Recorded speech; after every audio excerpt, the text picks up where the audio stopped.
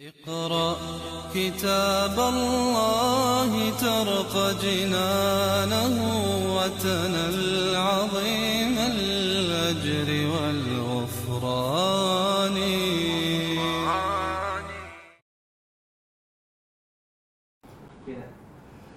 أعوذ بالله من الشيطان الرجيم. بسم الله الرحمن الرحيم. الحمد لله رب العالمين. نحمده ونستعينه ونستغفره ونعوذ بالله من شرور أنفسنا ومن سيئات أعمالنا. من يهده الله فلا مضل له ومن يضلل فلا هادي له. أشهد أن لا إله إلا الله وحده لا شريك له وأشهد أن محمدا عبده ورسوله. سبحانك لا علم لنا إلا ما علمتنا إنك أنت العليم الحكيم. اللهم علمنا ما ينفعنا وانفعنا بما علمتنا وزدنا علما. اللهم أتي أنفسنا تقواها وزكها أنت خير من زكاها أنت وليها ومولاها. ربي يسر ولا تؤسر ربي تمم بالخير. أما بعد. InsyaAllah kita sambung tadabbur surah Al-Baqarah. InsyaAllah kita masuk juzuk yang kedua. Juzuk kedua daripada surah Al-Baqarah, iaitu ayat 142.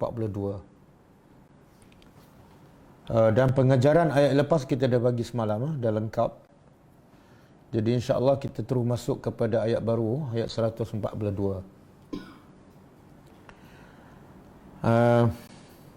Ayat 42 ni, sebelum kita tadabbur, sebenarnya petunjuk ataupun persiapan dari segi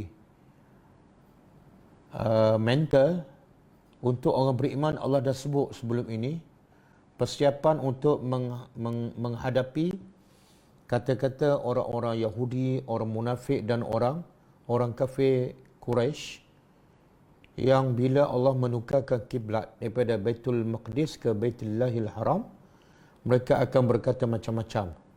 Tapi maka sebab itulah sebelum ayat ni Allah dah sebut daripada awal lagi tentang sikap orang Yahudi bila mereka menerima hukum Allah. Termasuklah mereka akan mencela orang beriman, akan mempertikaikan akidah orang beriman. Jadi Allah sebut sebelum ini supaya orang beriman bersedia menghadapi apa saja tentangan ataupun celaan daripada orang Yahudi, termasuklah orang munafik dan Quraisy Mekah. Antaranya Allah bagi tahu bagaimana Ibrahim menerima agama ni, iaitu dengan sentiasa berdoa kepada Allah, Rabbana waj'alna muslimaini. Wahai Tuhan kami, jadilah kami orang yang berserah diri. Apa makna berserah diri? Iaitu bila terima hukum Allah, terus sami'na wa ata'na, tanpa ada persoalan ataupun penangguhan dan sebagainya. Begitu juga ayat 130, ayat 131 Allah kata kepada Ibrahim, iz qala lahu rabbuhu aslim qala aslamtu li rabbil alamin. Ketika mana Tuhan Ibrahim berkata kepada Ibrahim, aslim, serahlah diri kamu kepada Allah, maka Ibrahim berkata, aslamtu li rabbil alamin, aku serah kepada Tuhan pencipta pemilik sekalian alam. Jadi ayat malam ini Allah nak bagi tahu bagaimana ujian Allah dari segi hukum yang menyebabkan ramai juga yang murtad, yang tak beriman kepada Allah disebabkan hanya satu hukum sahaja yang mereka tidak suka. Dan sebaliknya sikap orang beriman, apa saja hukum mereka tetap sami'na wa ata'na. Inilah antara pembeza antara orang beriman dan orang yang tidak beriman. Kita tadabbur.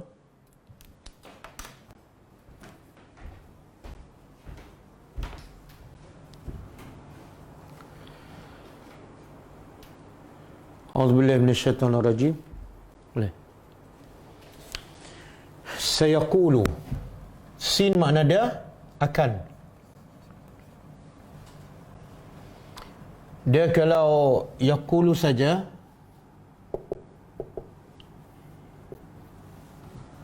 Kalau yaqulu saja fi'il mudhari', fi'il mudhari' makna dia, kalau yaqulu fi'il mudhari' dia ada 2-3 kemungkinan maksud dia.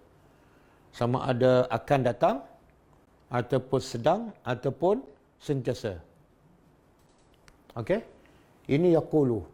Tapi bila ditambah sin kat depan, maksud dia bertukar. Ataupun maksudnya hanya kepada satu saja, iaitu lil mustaqbal, untuk akan datang. Dia tak jadi sekarang ataupun sentiasa.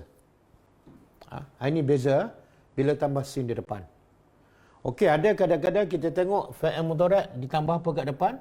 Saufa. Kalla saya'lamun, saufa ta'lamun. Apa beza sin dengan saufa?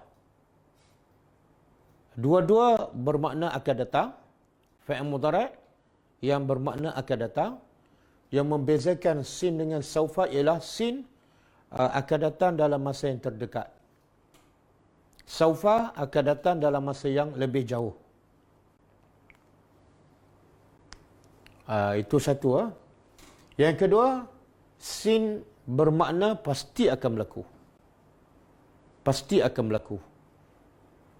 Pasti akan berlaku dan dalam masa yang terdekat. Okey? Jadi apa yang Allah nak bagi tahu ni, benda yang akan berlaku, belum berlaku, tapi pasti akan berlaku.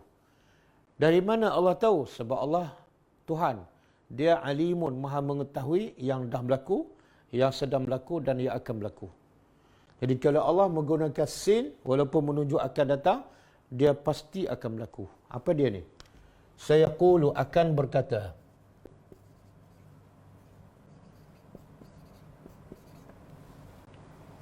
Akan berkata, as-sufaha. Sufaha jamaah, mufrad dia safihun. Kalau satu, safihun. Kalau jamak, pluralnya sufaha. Kalau fi'il dia, ini isim, safihun, orang bodoh. Kalau fi'il perbuatan, orang yang dia telah bodoh. Safaha. Safiha. Safiha. Kita pernah jumpa dalam ayat 130. Allah kata apa? Waman yarghabu an millati Ibrahim illa man safiha nafsah. Tidak ada sesiapa yang membenci kepada agama Ibrahim kecuali orang yang safiha nafsahu, orang yang memperbodohkan dirinya. Jadi kalau safiha dalam ayat 130, dia dalam bentuk fi'il, kata perbuatan, dia telah memperbodohkan. Tapi kalau orang bodoh, safihun. Macam karimah, dia telah mulia. Tapi kalau orang mulia, karimun, safihun. Okey? Jadi apa makna safihun sebenar? Khifatul aqli, orang yang akalnya lemah. Orang yang, dengar dalam bahasa Arab, safihun ialah khifatul aqli. Orang yang akalnya lemah ataupun akalnya tidak matang. Dan dia tidak mengetahui apa yang baik untuk dirinya. Dia tidak mengetahui apa yang baik untuk dirinya. Bahkan dia buat sesuatu yang memudaratkan dirinya. Itu adalah orang yang bodoh. Orang yang akalnya lemah, tidak mengetahui apa maslahat kebaikan untuk dirinya dan melakukan sesuatu yang memudaratkan dirinya. Contohlah, kalau kita bagi pada duit, kita bagi duit pada dia, dia campak. Itu orang bodoh. Sebab dia tak tahu duit itu adalah baik untuk diri dia, dia campak aja. Ataupun dia bakar. Okey. Jadi kita nak tengok, itu istilah kita lah. Kalau orang bodoh, orang tak lulu peperiksaan, orang buat satu benda yang membazirkan. Tapi dalam istilah Al-Quran, apa makna orang yang bodoh? Allah kata akan berkata orang-orang yang bodoh.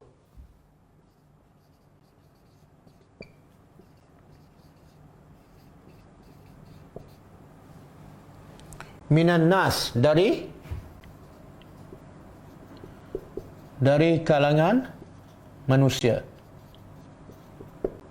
Siapa ni? Sufaha ni dalam ayat ni ada 3. Kalau kita tengok dalam tafsir ada 3. Satu, Kufaru Quraisy. Kufaru Quraisy. Orang kafir Quraisy. Yang kedua, Al-Yahud. Orang-orang Yahudi.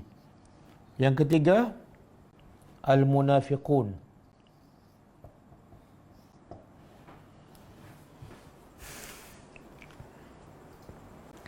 Dan tajuk ayat ni ialah berkenaan dengan apa ni? Tajuk ayat ni dan selepas ni ialah berkenaan dengan pertukaran kiblat. Kiblatnya masa Nabi, sepanjang Nabi berada di Mekah, kiblat orang Islam ialah Baitul Maqdis.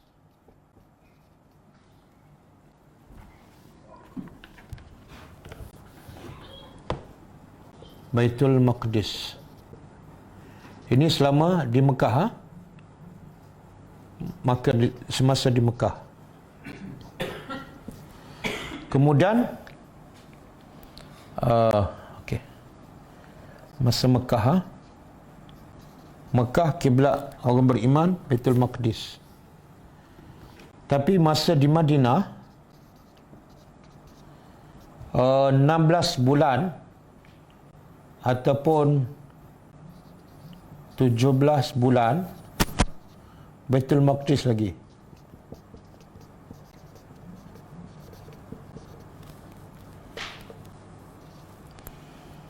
Lepas tu, lepas 16 bulan Baitullah di Mekah.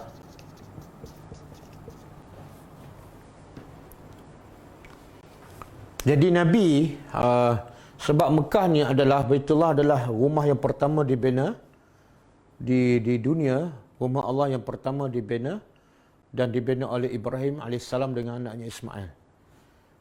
Kemudian ditukar kiblat ke Baitul Maqdis.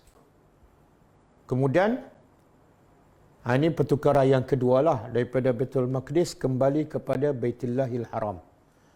Jadi Nabi ni, bila Nabi solat di Mekah, walaupun kiblatnya Baitul Maqdis, tapi dia macam ni ya. Sini Madinah, sini Syam,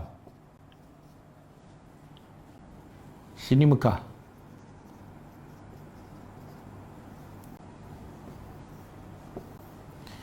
Jadi semasa Nabi solat di Mekah, kiblat Baitul Maqdis di Syam lah, Palestin.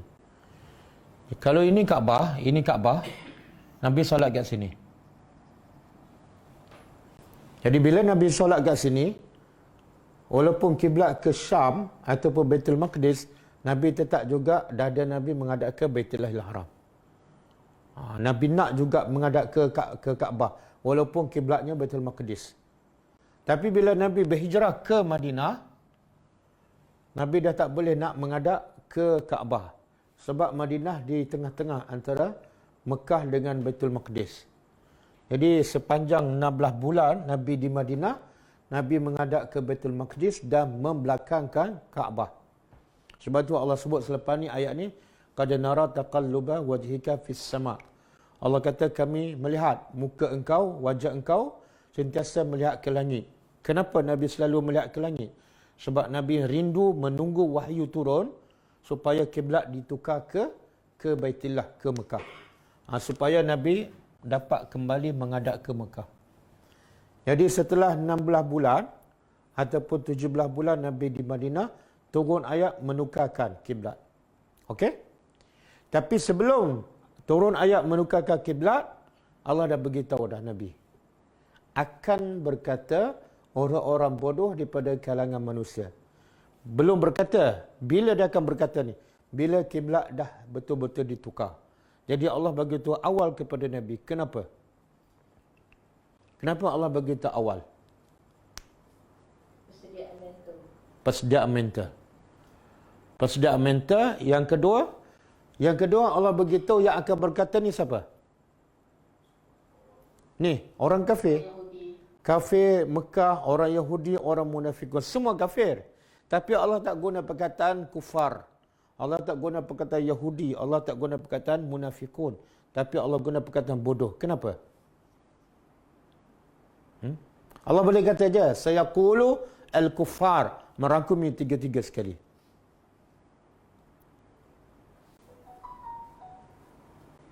Kita tak berakal. Yalah, kenapa Allah guna perkataan bodoh? Kita tengok kita tengok apa yang mereka akan kata, sehingga Allah gelarkan mereka bodoh. Apa yang mereka akan kata? Okey. Ma wallahum, apa yang memalingkan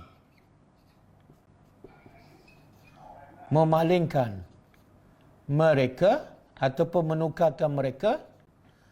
Ini kata-kata siapa ni? Orang kafir Quraisy, orang Yahudi dan orang munafikun. Apa yang dia kata? Dia kata pada orang beriman, apa yang memalingkan mereka dari qiblatihim, dari kiblat mereka. Kiblat mereka yang mana ni? Baitul Maqdis.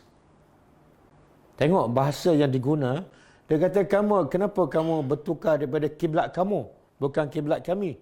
Jadi orang Yahudi nak beritahu orang Islam ni pelik. Dia tukar kiblat mereka sendiri.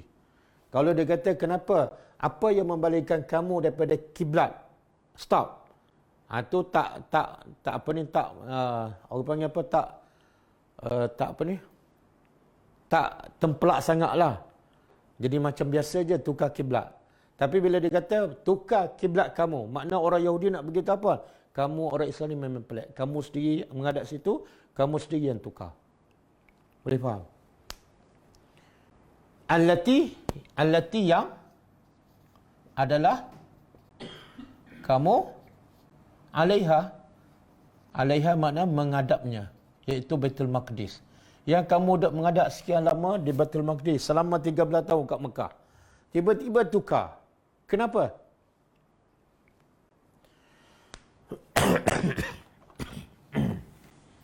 Okey. Secara umumnya tiga-tiga ni berkata lebih kurang samalah, tapi ada perbezaan. Okey. Orang kufar Mekah ataupun kufar Quraisy kata apa? Dia kata bila kiblat ditukarkan daripada Baitul Maqdis ke Mekah, orang Mekah kata apa? Ini tanda Muhammad nak balik semula kepada agama kita. Sebab apa? Sebab bila dia tukar balik kiblat ke Mekah, itu tanda dia rindu kepada Mekah, dan bila rindu kepada Mekah itu sebenarnya mereka nak balik pada agama kita. Itu sangkaan siapa? Kufar Quraisy. Orang Yahudi pula kata apa? Orang Yahudi yang paling marah dan paling dengki. Sebab bagi mereka kiblat Baitul Maqdis ialah kiblat nabi-nabi mereka. Kiblat Nabi Ibrahim, Nabi Yaqub, Nabi Isa, Nabi Musa. Yahudi yang paling mengamuk.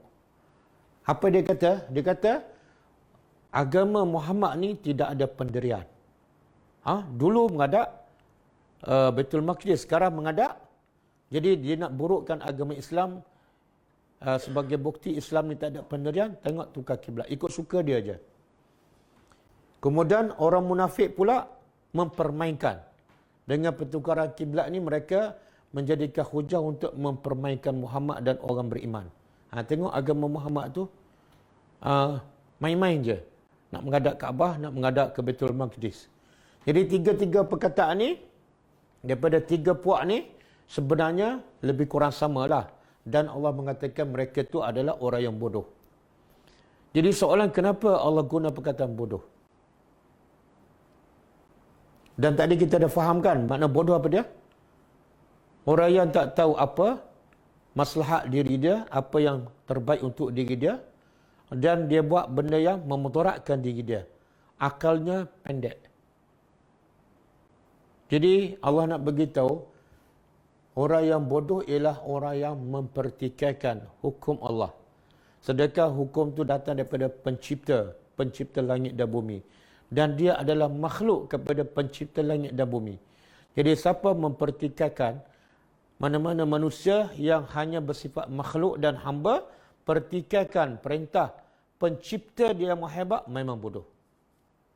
Memang bodoh kan? Kita kalau ada polis kat depan, kita lawan dia. Itu pun orang dah kata bodoh. Tak payahlah lawan, cari penyakit je, serah diri je. Lawan polis pun yang ada senjata, ada kuasa, telah dikatakan bodoh. Ini lawan Tuhan, pencipta manusia dan pencipta segala-gala. Okey? Jadi di sini juga Allah nak beritahu, semakin manusia engkar perintah Allah, semakin menambahkan kebodohannya. Dan sebaliknya, semakin manusia mentaati perintah Allah, semakin manusia mentaati perintah Allah, semakin menampakkan kecerdikan dan kepandaian manusia. Saya ulang, semakin manusia mengingkari perintah Allah, semakin menunjukkan dia adalah orang yang bodoh. Walaupun orang anggap dia adalah orang yang cerdik. Dia beza, tak berakal dengan cerdik kan. Kadang-kadang dia pakai IT, tapi dia lawan perintah Allah. Dia tak solat. Di sisi Allah, dia adalah orang bodoh. Kenapa? Sebab dia lawan Tuhan yang maha hebat. Manusia puja dia, tapi dia sebenar di sisi Allah bodoh. Okey? Jadi kita nak tengok orang bodoh, bukan tengok yang gagal dalam peperiksaan. Bukan yang gagal dalam kehidupan. Tapi yang bodoh ialah yang gagal mentaati perintah Allah. Semakin banyak dia langgar perintah Allah, semakin nampak kebodohannya. Ini berapa perintah Allah yang mereka langgar ni? Berapa? Berapa ni? Satu je? Satu pun Allah dah gelarkan bodoh. Sebab apa? Sebab langgar satu perintah Allah bermakna langgar semua sekali. Sebab tu Allah kata, ya ayyuhallazina amanu udkhulu fis silmi kafah. Wahai orang beriman, bila nak masuk Islam, masuk semua. Jangan pilih-pilih. Bila pilih yang kamu suka, tolak yang kamu tak suka, termasuk orang yang bodoh. Bahkan Allah mencela orang Yahudi yang memilih apa yang dia suka. Apa tu'minuna bi ba'dil kitab wa takfuruna bi ba'd. Adakah patut kamu beriman dengan sebahagian kitab dan kamu kufur dengan sebahagian yang lain? Adakah patut? Okey. Dan kufar bodoh sebab dia lawan Tuhan. Zahir dan batin. Yahudi bodoh sebab dia lawan Tuhan, zahir dan batin. Orang munafik pula, dia bodoh sebab dia lawan Tuhan, batin. Sebab orang munafik ni pada zahir, dia ikut perintah Allah. Dia salat bersama Nabi, dia pergi berjihad, dia puasa, dia bersedekah. Tapi pada batinnya, dia tetap orang yang bodoh. Sebab dia mengingkari perintah Allah dari segi batinnya. Jadi antara ketiga-tiga ni, yang mana yang paling bodoh? Yang paling bodoh? Munafik. Tapi antara tiga-tiga ni, yang mana solat? Munafik. Antara tiga-tiga, yang mana puasa? Antara tiga ni, yang mana solat tarawih? Munafik. Antara tiga, mana yang paling bodoh? Munafik. Antara tiga, yang mana paling dikutuk oleh orang ramai? Tak. Yahudi. Nampak tak? Tengok cara kita bertindak, cara kita bercakap tak sama dengan Quran. Quran kata yang paling jahat munafik ni, walaupun dia solat. Bahkan dia solat di belakang Nabi ni. Dia berjihad pun bersama Nabi. Tapi yang paling jahat ni, yang solat ni. Yahudi jahat, kufar Quraisy jahat. Tapi yang ni paling jahat ni. Kenapa? Kenapa dia paling jahat? Walaupun dia solat, dia puasa. Kenapa? Sebab dia bermuka-muka. Ayalah, kenapa dia bermuka-muka tu menjadikan dia paling jahat? Dengan kejahatan dia. Sebab bahaya orang munafik kepada Islam lebih bahaya daripada bahaya orang Yahudi dan orang kafir. Betul? Yang ini terang-terang kita nampak jelas dia kafir. Kita boleh elakkan. Apa dia cakap, apa dia buat, senang kita tolak. Sebab rupa pada saya memang kafir. Tapi orang munafik ni kita fikir 10 kali nak tolak. Kenapa? Dia solat, pakai serban, pakai jubah, puasa, kadang-kadang zikir dia beribu lebih banyak daripada kita. Boleh faham tak? Sebab tu Allah kata di akhirat besok, Di akhirat besok, tiga-tiga masuk neraka. Tapi siapa yang neraka paling bawah? Munafik. Jadi saya nak tekankan, fokus apa yang Allah fokus. Fokus apa yang Quran fokus. Sekarang kita dah sebut pasal orang Yahudi kan. Tapi yang paling bahaya kadang-kadang duduk dalam barisan kita. Kadang-kadang yang duduk solat bersama kita. Kadang-kadang yang duduk pergi haji, puasa bersama kita. Sebab itu Allah sebut dalam surah Al-Baqarah ayat 13. Surah Al-Baqarah ayat 13. Wa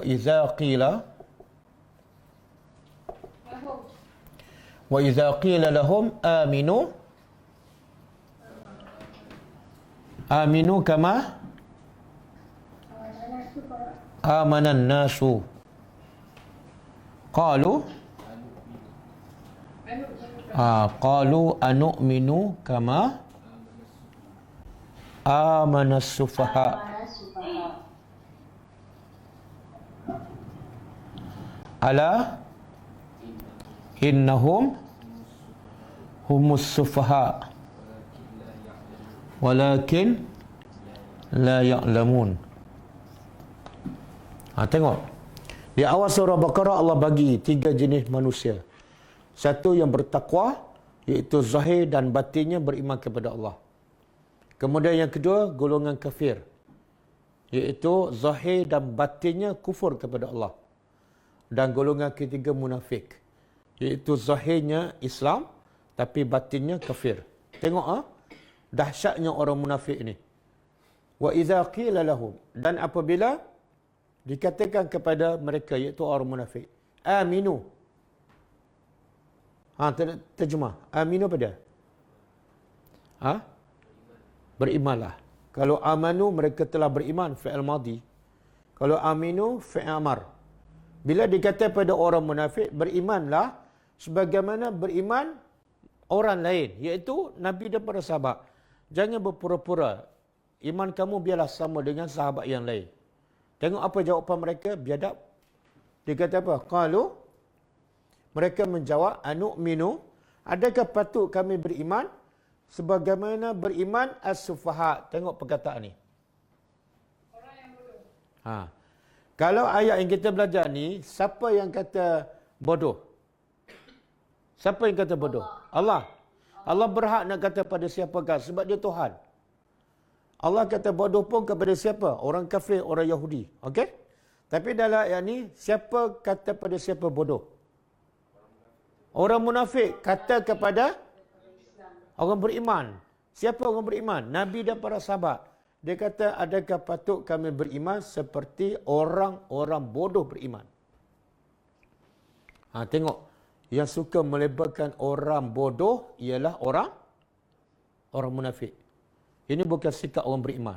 Orang beriman tak tuduh orang bodoh walaupun kafir. Yang ni Allah kata, bukan kita kata. Siapa yang suka membodohkan orang, dia adalah menyerupai orang munafik. Kadang-kadang serbang besar, ilmu dapat banyak, tapi perkataan bodoh tu macam air keluar daripada mulut dia. Sebenarnya itu perangai orang munafik. Kemudian Allah jawab, ala, ingatlah, innahum, sesungguhnya mereka. Kalau kita belajar bahasa Arab, hum kat tengah ni sebenarnya tak perlu.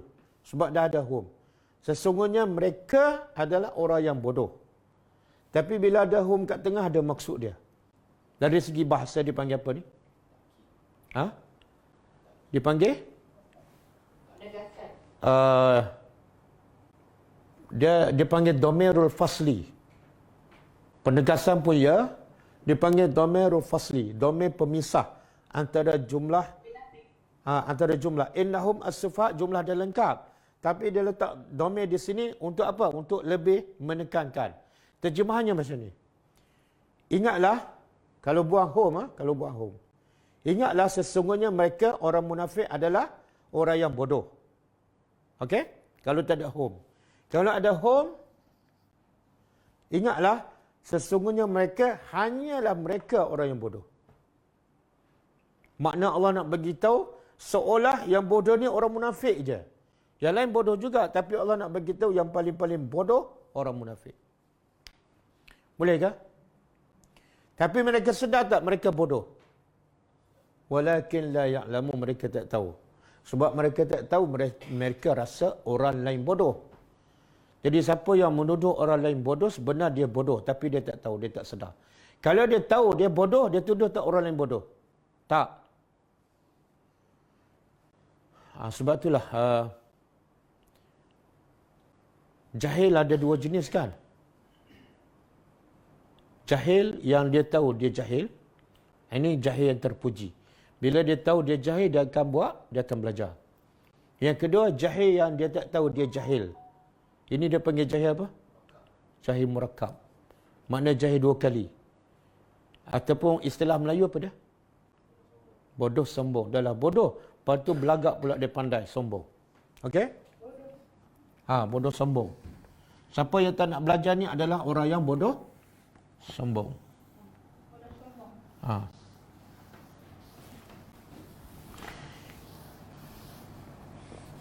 Okey, boleh Boleh jelas tak? Jadi sebenarnya Allah nak bagi tu. Sekarang Allah suruh Nabi jawab. Kalau mereka cakap bila kiblat ditukar, sekarang belum lagi masa turun ayat ni kiblat belum ditukar. Cuma Allah beritahu awal pada Nabi. Kalau mereka cakap bila kiblat ditukarkan, mereka cakap macam ni, apa kamu nak jawab? Okey, ini jawapan dia. Qul. Katakanlah lillah ni hanya milik Allah al-masyriq. Masyriq apa makna? Masyriq. Dia masyriq ni sebenarnya bukan timur. Masyriq daripada syuruq. Syuruq apa makna? Syuruqus syamsi. Terbit matahari. Jadi syuruq mana terbit. Kalau masyriq, tempat terbit. Tempat, mana kita tahu tempat? Ada ma kat depan. Semua perkataan jalasa. Kalau tambah ma kat depan, jadi majlis, tempat duduk. Tempat duduk. Kalau hasyara himpun.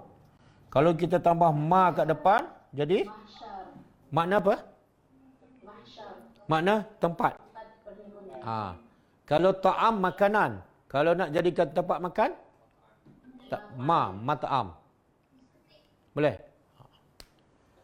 Jadi kalau masyriq tu makna apa dia? Tempat terbit apa? Matahari. Tapi kenapa orang terjemah timur? Sebab terbit matahari di timur. Dia sebenarnya bukan makna timur. Jadi masyriq itu ialah tempat terbit matahari dan matahari terbit sebelah timur, maka orang sebut timur. Okey. Bagi Allah milik sebelah timur wal maghrib dan sebelah barat. Yahdi, dia memberi hidayat ataupun petunjuk man yasha, siapa yang dia kehendaki, ila kepada sirat. Apa makna sirat? Jalan. Dia apa beza sirat dengan tariq?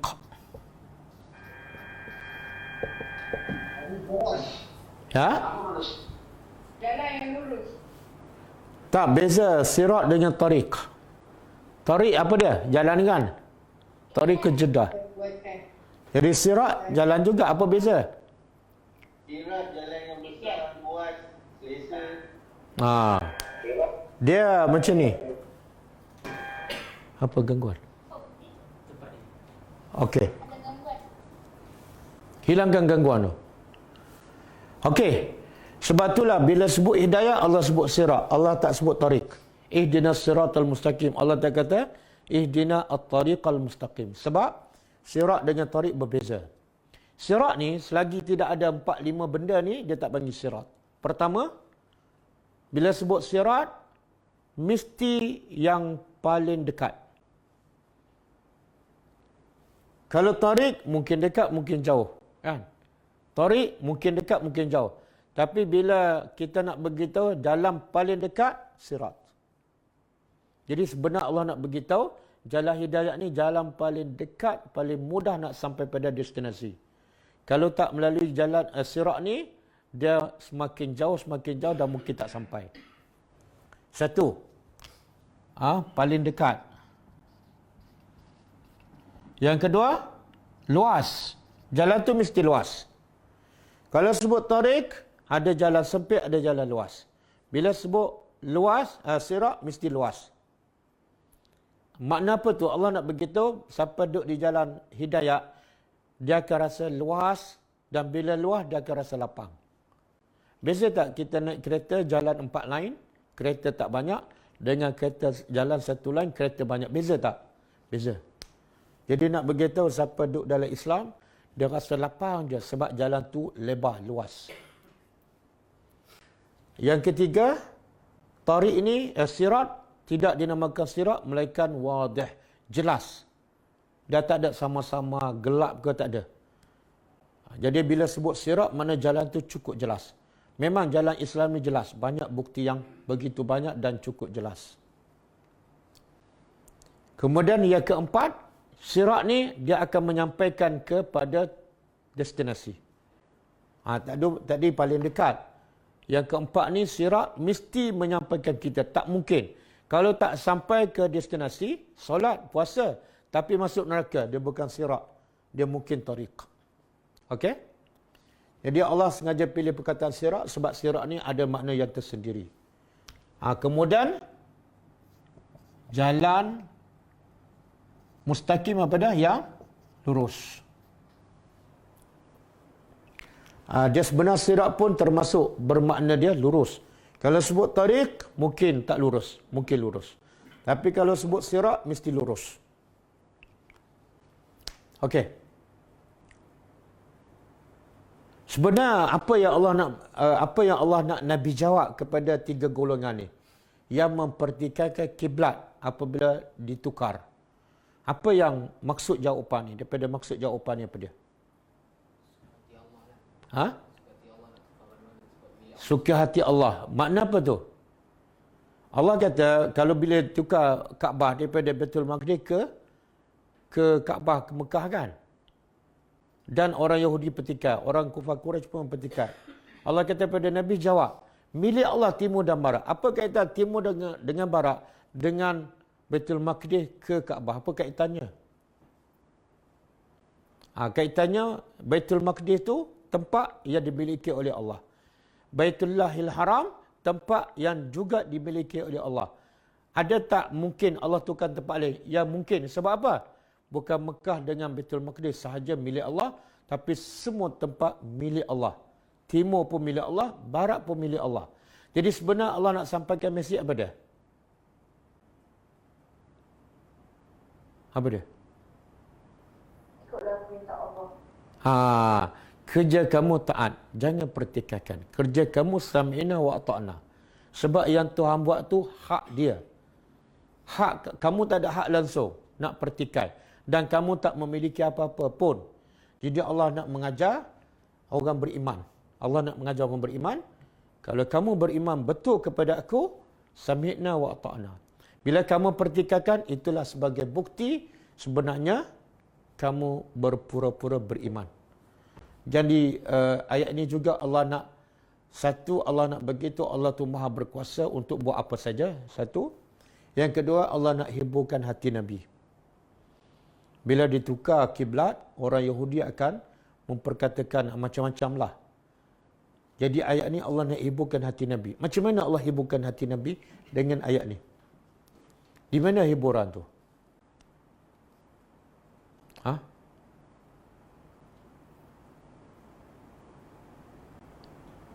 Cuba bayangkan, bila tukar kiblat, orang Yahudi kata pada Muhammad, agama kamu ni tak boleh pakai.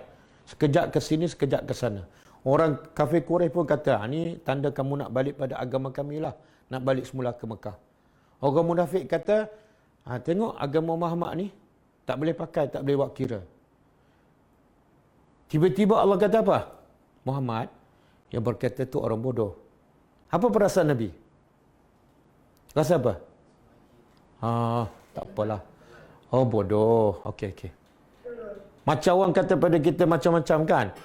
Bodoh, kemudian bangal lah, macam-macam.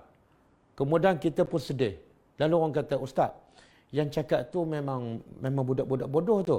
Bila saya dengar, saya kata, oh okeylah, kalau budak bodoh tak payah layan. Makna ayat perkataan bodoh ni sebenarnya menghiburkan hati Nabi. Berbeza kalau Allah kata, Hati jadi tenang. ya, betul. Kalau orang maki pada saya, kemudian saya tanya, siapa yang maki? Ustaz. Lain. Kalau saya tanya siapa yang maki saya? Orang bodoh. Saya rasa, tak payah layan lah. Jadi perkataan bodoh itu sebenarnya menghiburkan hati Nabi. Dan Nabi menjadikan Nabi tak peduli. Sebab apa? Orang bodoh. Kalau kita peduli pada orang bodoh, makna kita siapa yang peduli pada orang bodoh, dia adalah bodoh. Boleh? Terima seadanya Ustaz ya? Ya? Terima seadanya. Itu macam tak ikhlas tu, terima seadanya.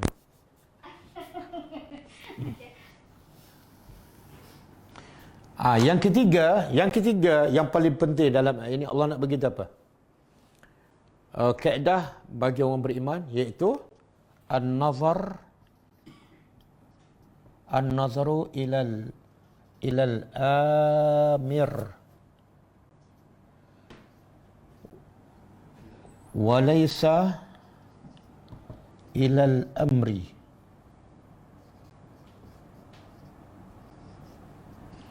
Kaedah penting ni. Allah nak mengajar orang beriman, iaitu an-nazar ilal amir. Tengok kepada siapa yang perintah, bukan kepada apa yang diperintah. Kalau kamu beriman, bila Allah perintah, jangan tengok lagi, jangan fikir lagi apa yang Allah perintah. Sebab apa? Sebab dia Tuhan. Dia Khalik, dia pencipta. Bila Allah yang perintah, tiba-tiba kita tengok juga, kenapa Allah perintah? Kita tak beriman. Sebagaimana orang Yahudi dan juga sebagaimana Bani Israel. Bila Allah perintah kepada Bani Israel sembelih lembu, dia tengok apa? Dia tengok siapa yang perintah ke, dia tengok perintah. Bila tengok perintah, dia tak beriman. Dia tak percaya pada Allah. Kalau dia percaya, sami'na wa ata'na. Allah sebut dalam surah akidah orang beriman, dalam surah Al-Ahzab ayat 36. Ini penting ni, banyak berlaku ni. Berapa ramai orang Islam, ada benda yang dia tak suka, dia tolak, dia tak buat. Ini perangai orang Yahudi. Yang dia suka, dia buat. Solat dia suka, dia buat. Pergi haji, pergi umrah, dia suka, dia buat. Tapi dalam bab tutup aurat, dia tak suka, dia tak buat. Contoh. Dalam bab rasuah, dia tak boleh tinggal. Dalam bab riba, dia tak boleh tinggal. Dalam bab rokok, dia tak boleh tinggal. Tak boleh. Tengok surah apa ni? Al-Ahzab ayat 36. Cuba baca. Wa ma kana li mu'minin wala mu'minatin idza qadallahu wa rasuluhu amran an yakuna lahum al-khiyaratu min amrihim wa man ya'sillaha wa rasulahu faqad dhalla dhalalan mubina. Tengok. Ini ayat ni Allah nak bagi tahu kaedah orang beriman, sifat orang beriman bila terima Allah, bila terima perintah Allah. Cuba terjemah. Wa ma kana lil mu'minin. Tidaklah patut bagi mukmin lelaki. Allah sebut jelas, bukan mukmin secara umum. Allah sebut mukmin lelaki, dan tidak patut juga bagi mukmin wanita. Apa yang tak patut ni? Iza qadallah, apabila Allah dah putuskan dan Rasul dia juga putuskan amran. Apa saja hukuman, apa saja keputusan, tidak patut bagi orang beriman lelaki dan perempuan apa dia? An yakuna lahumul khiyarah. Tidak patut apa? Buat pilihan. Tengok buat pilihan pun tak boleh. Apa maksud pilihan? Nak buat ke tak nak? Nak buat ke tak nak? Ataupun pilihannya apa? Dia nak buat. Tapi nak buat hari ni ke nak buat besok? Itu pilihan. Ataupun dia kata, saya setujulah dengan perintah Allah, memang wajiblah. Tapi boleh tak bagi pilihan pada saya, bagi masa pada saya? Sebenarnya bila dia minta bagi masa, itulah bentuk pilihan. Belum sampai seru. Belum sampai seru. Sebenarnya belum sampai seru tu ayat buat pilihan. Jadi dia buat pilihan apa dah? Tunggu sampai seru. Siapa nak seru dia tak tahu. Tengok lepas ni Allah kata apa? Tidak boleh dia buat pilihan bila perintah Allah dan Rasul jelas. Dan Allah beritahu selepas tu. Kalau dia buat pilihan, sama dengan wa man ya'sillah, dia derhaka pada Allah. Buat pilihan tu sebenarnya Allah nak beritahu derhaka pada Allah dan Rasul. Dan bila derhaka pada Allah dan Rasul, sebenarnya dia telah sesak yang jelas. Subhanallah. Tengok Quran merawat hati orang beriman. Berapa ramai orang yang mengaku beriman, tapi banyak dalam urusan kehidupan, bila berjumpa, bila belajar perintah Allah, perintah Rasul, sunnah Nabi, banyak dia buat pilihan. Berapa banyak dia belajar tapi tak beramal. Sebenarnya dia buat pilihan. Bila dia buat pilihan, Allah kata apa? Dia termasuk orang yang derhaka. Dia buat satu benda yang tak patut. Bila dia mengaku beriman, tak patut dia buat pilihan. Bila mengaku beriman, jangan buat pilihan. Sami'na wa ata'na. Cuba buka surah An-Nur ayat 51.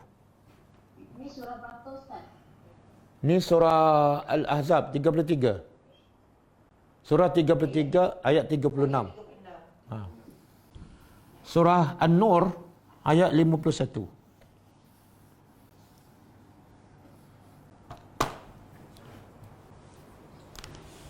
Okey. Allah kata apa? Innama kan? Innama kana qaulal mu'minina Iza du'u ila Allahi wa rasulihi liyahkuma bainahum an yaqulu sami'na wa ata'na wa ulaika humul muflihun. Okey. Allah guna perkataan innama. Apa makna innama? Sesungguhnya hanyalah. Sesungguhnya hanyalah. Inilah sifat orang beriman. Kalau tak ada, dia belum beriman ataupun imannya tak sempurna. Apa dia? Sesungguhnya hanyalah adalah qaulal mu'minin. Kata-kata orang beriman. Kata-kata orang beriman, iza du'u. Apabila mereka diajak, diseru kepada Allah dan Rasul. Diseru kepada perintah Allah dan Rasul. Diseru kepada sunnah Nabi. Liyahkuma untuk menghukum di antara mereka. Apa kata-kata orang beriman? Hanya inilah kata-kata mereka, iaitu sami'na wa ata'na.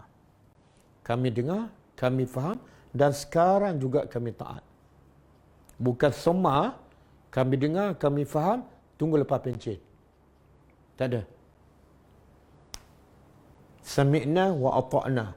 Dan Allah simpulkan. Kalau inilah kata-kata orang beriman, dengar je terus buat. Wa ulaika humul muflihun.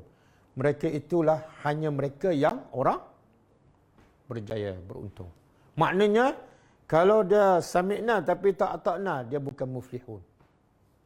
Saya dah dengar Ustaz, saya dah tahu, saya dah belajar lama dah. Dia belum muflihun. Sebab belum ata'na. Okey? Bolehkah? Jadi semoga dengan kita tadabbur ayat ni, pada malam ini semakin jelas kewajipan kita terhadap Allah Subhanahu Wa Taala. Okey, lepas tu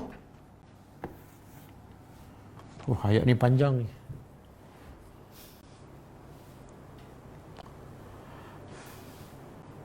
Okey, kita cuba. Wa kazalika, dan demikian itulah ja'alnakum, kami jadikan kamu ummatan. Ummatan kita pernah jumpa sebelum ni kan. Tilka ummatun qad khalat. Ummatun makna ada 4 makna kan. Satu golongan, satu masa, satu imam, satu lagi lupa, ada 4 maksud. Tapi di sini maksud golongan. Demikian kami tukarkan kiblat, maka begitu juga kami jadikan kamu satu golongan yang wasata. Wasata apa makna? Ada wasata ni adlan khiyaran, yang adil dan terbaik.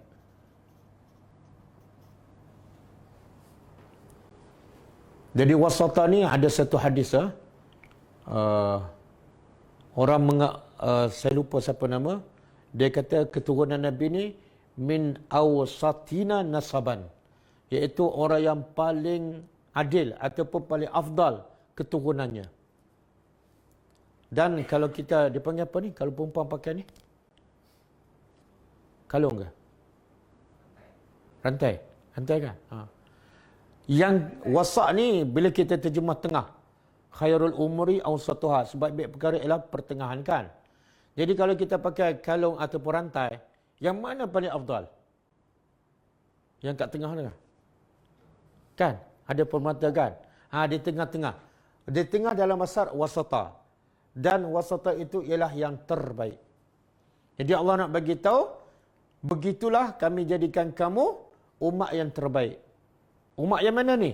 Yang bila dengar je perintah Allah, suka ke tak suka, sami'na wa ata'na. Kemudian, sebab kamu umat yang paling adil, yang paling terbaik, maka kamu layak supaya kamu menjadi syuhada, saksi ala nas, ke atas manusia. Kemudian wa yakuna rasul, dan menjadi, supaya menjadi rasul, supaya rasul menjadi alaikum, ke atas kamu, syahida, saksi. Kalau seorang syahida, kalau ramai syuhada. Okey. Apa maksud ayat ni? Pertama, Allah nak bagi tahu kamu ni adalah umat yang terbaik. Umat yang sederhana. Sederhana maksud tidak melampau dan tidak longgar. Tidak taksir dan tidak apa dia panggil? Tafrid. Tafrid ni melampau, taksir ini cuai. Jadi tengah-tengah. Ada dalam tafsir mengatakan kalau Yahudi ni ekstrim. Kalau Nasrani ni longgar. Terlalu longgar. Kalau Yahudi ekstrim. Islam tengah-tengah. Okey? Bila kamu menjadi umat yang paling adil dan paling terbaik, kamu layak menjadi saksi. Tapi saksi kepada siapa? Saksi kepada manusia mana ni? Allah sebut tak manusia zaman Nabi? Tak. Bila sebut manusia, semua sekali. Jadi umat Nabi Muhammad akan menjadi saksi kepada apa? Umat-umat yang dahulu. Ada satu hadis, bila Nabi tanya kepada para rasul, adakah kamu menyampaikan risalah? Para rasul termasuklah Nabi Nuh bagi tahu, ya, kami sampaikan. Jadi Allah tanya, apa bukti? Siapa akan jadi saksi bahawa kamu telah menyampaikan risalah pada kaum kamu? Umat kami. Tiba-tiba bila tanya umat Nabi Nuh, umat Nabi Nuh kata, tak ada seorang pun Rasul datang pada kami. Kepada para Nabi lain pun, kaum mereka menjawab yang sama. Maka sekarang, Allah tanya para Nabi, termasuk Nabi Nuh. Sekarang siapa akan menjadi saksi bahawa kamu telah sampai ke risalah? Kaum kamu tak mengaku. Maka Nabi Nuh dan juga para Nabi lain mengatakan, yang akan menjadi saksi bahawa kami dah sampai ke risalah umat Nabi Muhammad. Inilah maksud dia. Kita akan menjadi saksi kepada semua para Nabi bahawa mereka telah sampai ke risalah pada kaum mereka. Okey, soalan dia, macam mana kita boleh jadi saksi kepada kaum yang kita tak pernah jumpa? Mereka tak kenal kita, tak pernah jumpa kita, kita pun tak pernah jumpa dan tak kenal mereka. Macam mana boleh jadi saksi? Saksi syarat dia mesti melihat ataupun bersama. Macam mana? Iaitu umat Nabi Muhammad akan menjadi saksi melalui cerita umat dahulu yang disebut dalam Al-Quran. Dan yang cerita dalam Al-Quran siapa dia? Allah. Saya nak tanya, antara kita melihat sendiri apa yang berlaku dengan mata kita, dengan Allah sendiri cerita, yang mana lebih apa? Lebih meyakinkan? Allah, subhanallah. Sebab Allah mengetahui yang dulu, yang sedang dan akan datang, kan? Boleh faham tak? Jadi kita cerita ni berdasarkan apa yang Allah sebut. Dan bila Allah sebut, itulah persaksian yang paling tepat, yang paling benar. Okey, Nabi pula akan menjadi saksi kepada siapa? Kepada umatnya. Kepada kita ni. Iaitu, Nabi akan jadi saksi mana umat dia yang masuk neraka, mana umat dia yang akan masuk syurga. Saksinya siapa? Nabi. Contohlah, si fulan umat Nabi Muhammad. Maka Allah tanya Muhammad, umat kamu ni macam mana, beriman tak? Tak, masuk neraka. Sebab itulah bila satu masa Nabi suruh Abdullah bin Mas'ud membaca Al-Quran. Maka Abdullah bin Mas'ud berkata, Ya Rasulullah, Al-Quran unzila ilaika. Quran diturun kepada engkau dan engkau lebih mahir daripada aku. Sepatutnya engkau yang baca kepada aku, bukan aku baca kepada engkau. Apa Nabi jawab? Uhibbu an asma'a al-Quran min ghairi. Aku lebih suka mendengar Quran daripada orang lain. Sebab bila Nabi dengar, Nabi fokus pada maksud. Maka Abdullah bin Mas'ud pilih surah An-Nisa. Abdullah bin Mas'ud baca ayat 1 sampai ayat 41. Bila sampai ayat 41, Nabi kata pada Abdullah bin Mas'ud, qif, cukup. Dan ketika itu kata Abdullah bin Mas'ud, dua mata Nabi mengalirkan air mata, bercucuran. Kenapa Nabi menangis? Bila sampai ayat 41. Cuba tengok ayat 41. Apa cerita dia? Kaifa? Fakaifa? Iza? Ji'na? Min? Kulli? Ummatin? Bishahidin? Waji'na bika? Ala haula'i syahidan.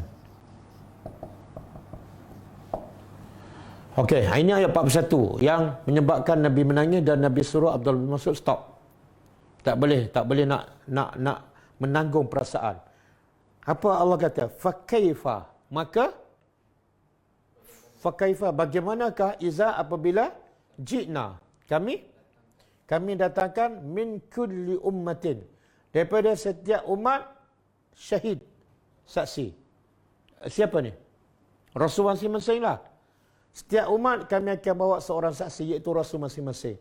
Umat Nabi Nuh, Rasul saksinya ialah Nabi Nuh. Umat Nabi Ibrahim, saksinya ialah Nabi Ibrahim.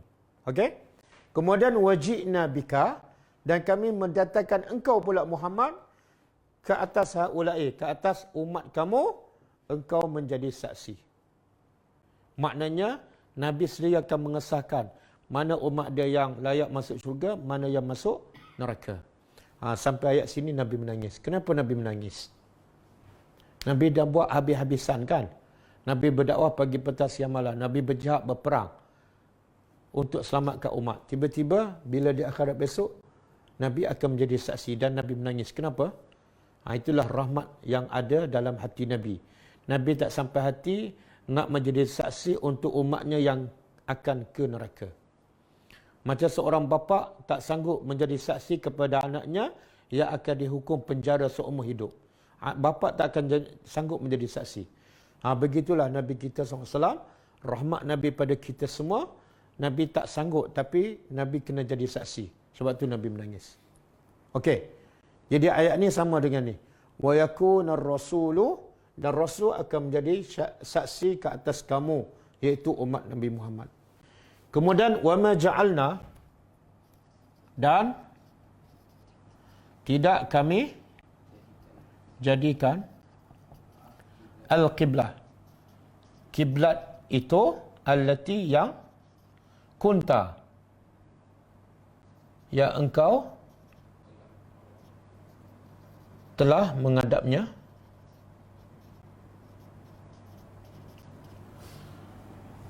telah menghadap alaiha, ke arahnya, illa, kecuali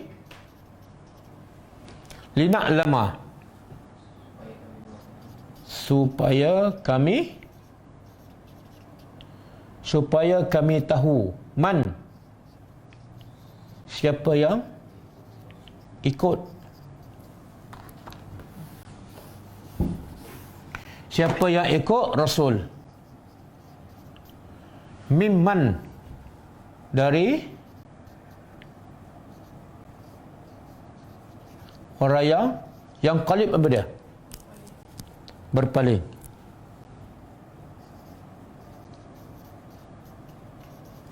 Ala aqibai. Aqibai mana? Aqib apa dia? Buku tadi, makna kaki lah. Atas dua buku lalinya ataupun dua kakinya. Subhanallah. Bahagian ni Allah nak beritahu apa ni? Apa tujuan sebenar Allah tukar kiblat ni? Apa tujuan sebenar? Sebenar Allah nak test je. Jadi ujian Allah ni banyak. Kadang-kadang kita terlepas pandang. Kita ingat Allah uji ni bila datang musibah kan? Tak. Allah uji kadang-kadang dengan musibah. Kadang-kadang Allah uji dengan apa? Hukuman. Dengan perintah. Berapa ramai yang tak salat, Allah nak uji. Mereka beriman tak? Allah pun wajibkan salat. Tengok-tengok sebenar tak beriman sebab ramai tak salat. Kadang-kadang Allah uji dengan perintah apa? Mengumpat. Haram mengumpat. Allah nak uji siapa yang betul-betul sami'na wa ata'na. Tengok-tengok ramai yang tak boleh berhenti mengumpat. Allah nak menguji, jangan bercakap bohong. Hukum, jangan bercakap bohong. Sebenarnya Allah nak uji setakat mana kamu sami'na wa ata'na. Termasuklah Allah menukarkan kiblat daripada Baitul Maqdis ke Baitullahil Haram untuk menguji orang Yahudi, menguji orang kufar Quraisy, menguji orang munafik dan juga menguji orang beriman. Allah nak tengok dengan hukum ni, siapa yang suka, siapa yang tak suka, siapa yang ikut. Siapa yang ikut Rasul. Dan siapa yang ikut Rasul, satu lagi apa dia? Sepatut ayat macam ni. Untuk kami tahu siapa yang ikut Rasul dan siapa yang tak ikut. Tapi Allah tak guna ayat tak ikut. Allah guna apa? Dia lebih ke macam ni. Yang qalibu ala aqibai mana? Macam ni, undur. Beza tak ayat? Tak ikut dengan undur ke belakang. Apa beza dia? Mula-mula ikut, lepas tu tak ikut. 50-50 nak ikut. Tak, dia mana lebih teruk? Ayat tidak ikut Nabi dengan undur ke belakang. Undur ke belakang ni macam bodoh kan? Undur ke belakang lagi teruk. Kenapa? Kenapa? Melawan arus. Satu, bila dia undur ke belakang makna dia tolak terus. Kalau ayat tak ikut mungkin untuk sementara. Tapi Allah nak beritahu mereka ni bukan tak ikut untuk sementara tapi menolak terus. Allah guna perkataan undur ke belakang. Satu. Yang kedua, Allah nak beritahu siapa yang tolak hukum Allah, bila dia undur ke belakang, apa akan jadi? Ni orang undur belakang, dia berjalan ke belakang. Macam mana? Apa jadi? Mesti jatuh. Kenapa? Sebenarnya Allah nak sampaikan mesej apa? Siapa yang tolak hukum Allah, dia mesti jatuh. Dia mesti cedera. Dia mesti dalam masalah. Sebab di belakang dia tak nampak apa-apa. Satu. Yang kedua, Allah nak beritahu, bila dia undur ke belakang, makna dia semakin maju ke semakin mundur. Makna apa? Allah nak beritahu, siapa yang tolak hukum Islam, itulah sebenarnya orang yang mundur. Orang yang mundur bukan orang Islam, tapi orang yang tolak hukum Islam. Dan orang yang maju ialah bukan orang Barat, bukan orang Jepun. Orang yang maju ke depan ialah orang yang sentiasa sami'na wa ata'na. Nampak jelas tak ayat ni? Tengok perkataan yang Allah guna tu. Kadang-kadang orang Barat tuduh apa? Orang Islam ni mundur ke belakang. Tak. Orang Islam selagi mana dia pegang pada hukum Allah, dia sebenarnya maju ke depan. Orang kafir pula nampak teknologi dia canggih. IT dia hebat. Dia menguasai ekonomi. Tapi dia kufur kepada Allah. Dia sebenarnya kaum yang mundur ke belakang. Ketinggalan. Okey? Kita pun habis sikit. Wa in kanat. Dan tidaklah ia bukan. Dia panggil innaha. Sesungguhnya. Dan sesungguhnya.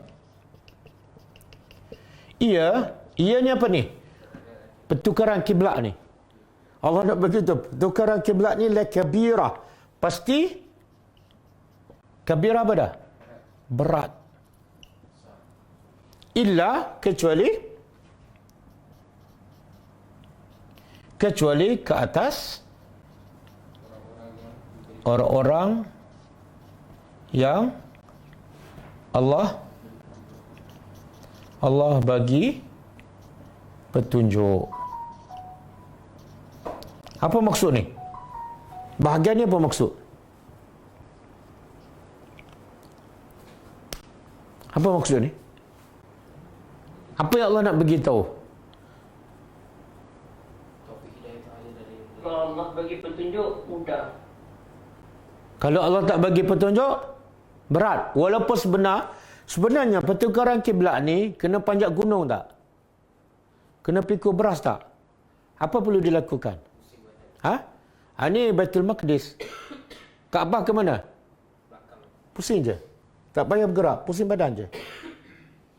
Tapi bila dia tak ada hidayat, bila hati dia kotor, benda yang paling ringan menjadi berat. Jadi Allah nak beritahu, semua perintah Allah ni, kalau dia tidak iman, semua akan jadi berat. Walaupun salat subuh hanya 2 rakaat. Walaupun salat witir hanya 1 rakaat, dia akan jadi berat. Bila tidak ada hidayat. Jadi maksud sebaliknya, kalau dapat hidayat, semua perintah Allah, solat malam pun jadi mudah. Solat pergi masjid 5 waktu pun jadi mudah.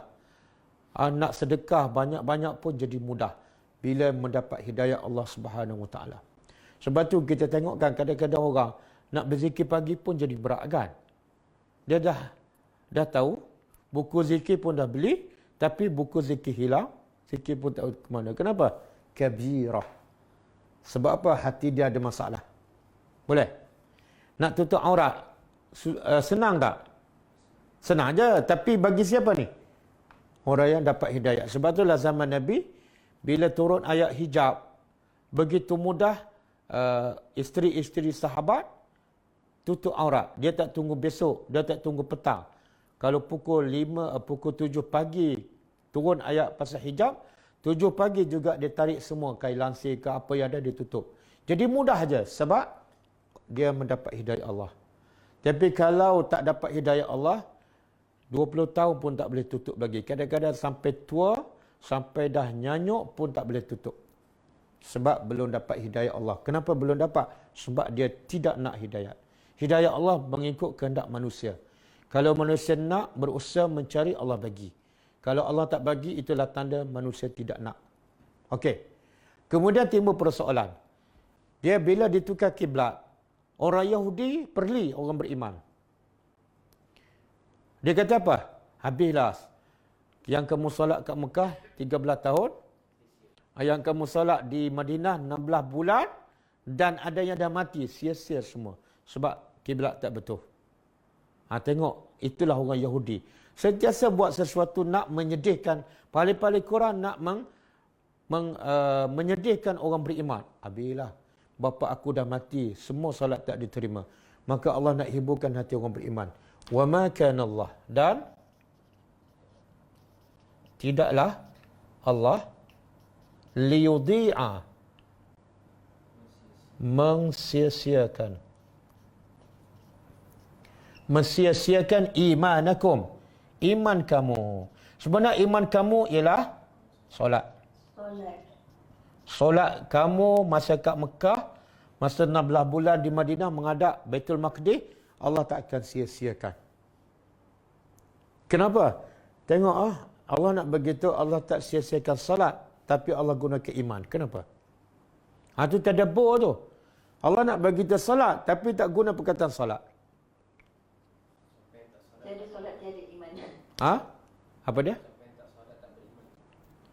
Sebab pertama, salat itu sebenarnya tanda bukti iman yang paling jelas.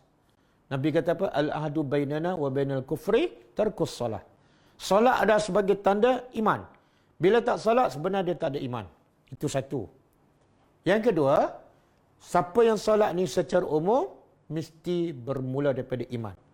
Kalau dia tak beriman, dia tak akan salat. Maka, Allah nak beritahu, kalau kamu salat kerana beriman pada aku, walaupun kiblatnya menghadap ke Baitul Maqdis, tapi asas kamu salat iman, aku tak akan sia-siakan. Apa saja amalan berasaskan keimanan kepada Allah, tidak ada sia-sia, walaupun sebesar zarah. Okey? Ada satu hadis, Nabi kata, al-imanu bid'un wa sab'una syu'bah. Iman ada 70 cabang lebih. Kan? A'laha, yang paling tinggi apa dah? La ilaha illallah. Itu apa dia tu? Lisan. Sebab nak beritahu iman ni bukan mesti perbuatan saja.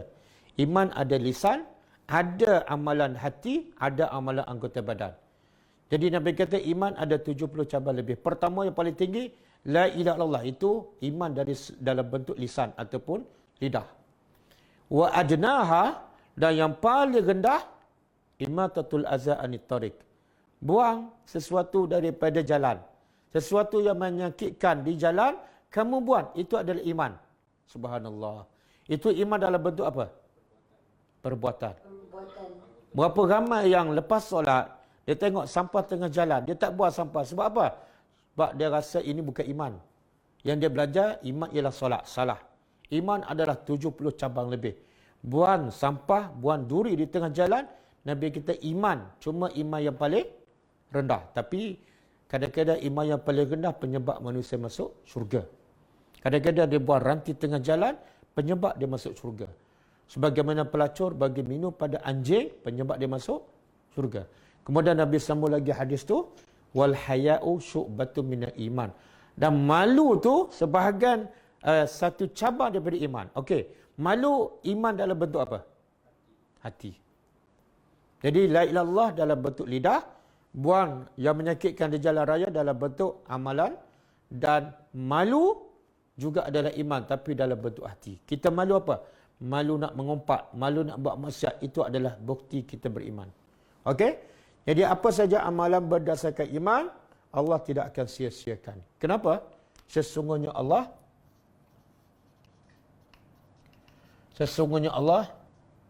bin nas dengan manusia la raufun, pasti rauf, rahim. Okey, rauf ni dalam kamus, kalau rahim penyayang, kalau rauf asyaddu rahmatan, lebih daripada rahim. Kalau kita rahim tu kita sayang 100%, kalau rauf 150%. Dan ada saya dengar satu ceramah Syekh Mutawalli Sya'rawi, dia kata apa? Beza rauf dengan rahim. Rahim ni Allah pelihara kita. Allah pelihara kita. Rauf, bila ada musibah, Allah elakkan. Ataupun maksud lain, Rauf, Allah tak bagi penyakit pada kita. Tapi bila ada penyakit, Allah elakkan. Itu Rauf. Allah pelihara kita daripada penyakit. Rahim, Allah elakkan kita. Bila ada penyakit, Allah hilangkan. Itu adalah Rauf. Boleh ya? Jadi terjemah sendirilah. Ha? Okey. Banyak pengajaran daripada ayat malam ni. Assalamualaikum Ustaz. Waalaikumsalam warahmatullahi. Ya. Berkenaan yang Ustaz sebut tadi, Sami'na wa Ata'na, kita Ustaz, yang mana kita jangan banyak soal, jangan banyak tanya, kita ikut je. Ya.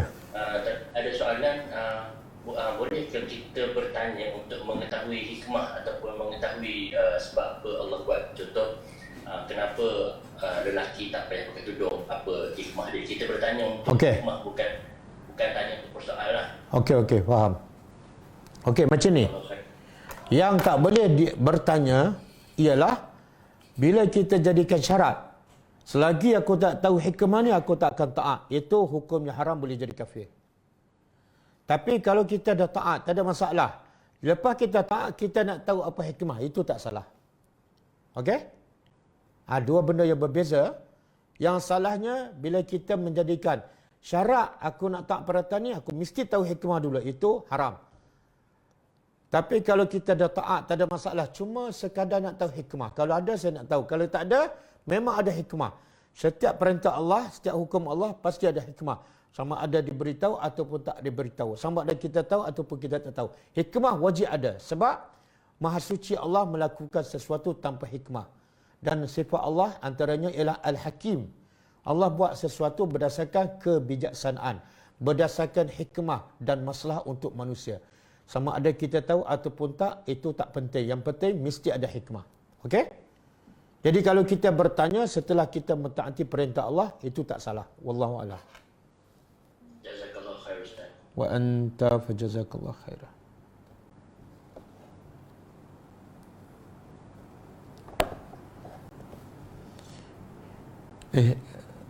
Suara clear kat Facebook? Clear? Tak ada sangkut? Ha? Lain sangkut kalau tempat dia yang lain tak elok sangkut. Tapi malam ni semua okey? Ada yang sangkut. Yang Allah okey. Ya. Tapi ramai malam ni. Dia tak pergi ke ni? YouTube. YouTube tak ada? Oh, tak ada. Oh, patut lah. Tak ada Ustaz, sebab tu semua stay dekat Facebook tapi sangkut-sangkut. Ya. Jadi yang pakai Zoom okey lah. Oh. Okey, soalan daripada Facebook. Waalaikumsalam. Ustaz nak tanya, kenapa Allah sebut lina'lama yang bermaksud supaya kami tahu, sedangkan Allah dah tahu. Okey, bagus. Bagus soalan. Lina'lama. Allah kata kami tukarkan kiblat ni supaya kami tahu siapa yang ikut Nabi dan siapa yang berpaling. Ulama mengatakan tahu di sisi Allah ada dua. Satu, Allah tahu segala-galanya yang dah berlaku, yang sedang dah akan berlaku. Kalau yang belum berlaku Allah tahu, tapi dia tak ada kaitan dengan dosa dan pahala. Sebab apa? Benda belum berlaku. Saya ulang. Tahu yang pertama di sisi Allah ialah tahu perkara yang belum berlaku. Maka sebab dia belum berlaku, dia tak ada kaitan dengan dosa dan pahala. Orang tu tak berdosa. Sebab apa? Sebab Allah tahu benda yang orang tu belum lakukan. Okey? Yang kedua, tahu di sisi Allah ialah tahu setelah perkara itu berlaku dan tahu ini ada terlibat dengan dosa dan pahala. Jadi bila Allah kata untuk kami tahu, bukan makna Allah tak tahu. Allah tahu. Cuma tahu Allah yang kedua ialah tahu yang pasti. Kalau dia buat, dapat pahala. Kalau dia tak buat, dapat dosa. Wallahu a'lam.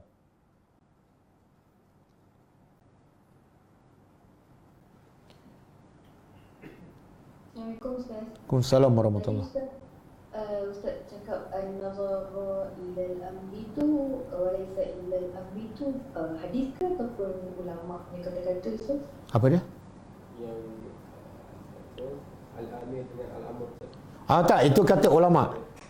Kata ulama, ahli tafsir, hasil daripada pengajaran ayat 142. Jadi ayat 42 tu pengajarannya, poin yang paling besar apa dia? Allah nak bagi tahu bila Allah perintah, jangan tengok apa yang Allah perintah, tapi tengok siapa yang perintah. Terus sami'na wa ata'na. Bila kita dah taat, kita dah buat, lepas tu kita nak tanya pasal hikmah, tak salah. Tapi jangan jadikan syarat untuk taat, mesti tahu dulu al-hikmahnya. Jazakallahu khairan Ustaz. Wa anti wa anta fajazakallahu khairan.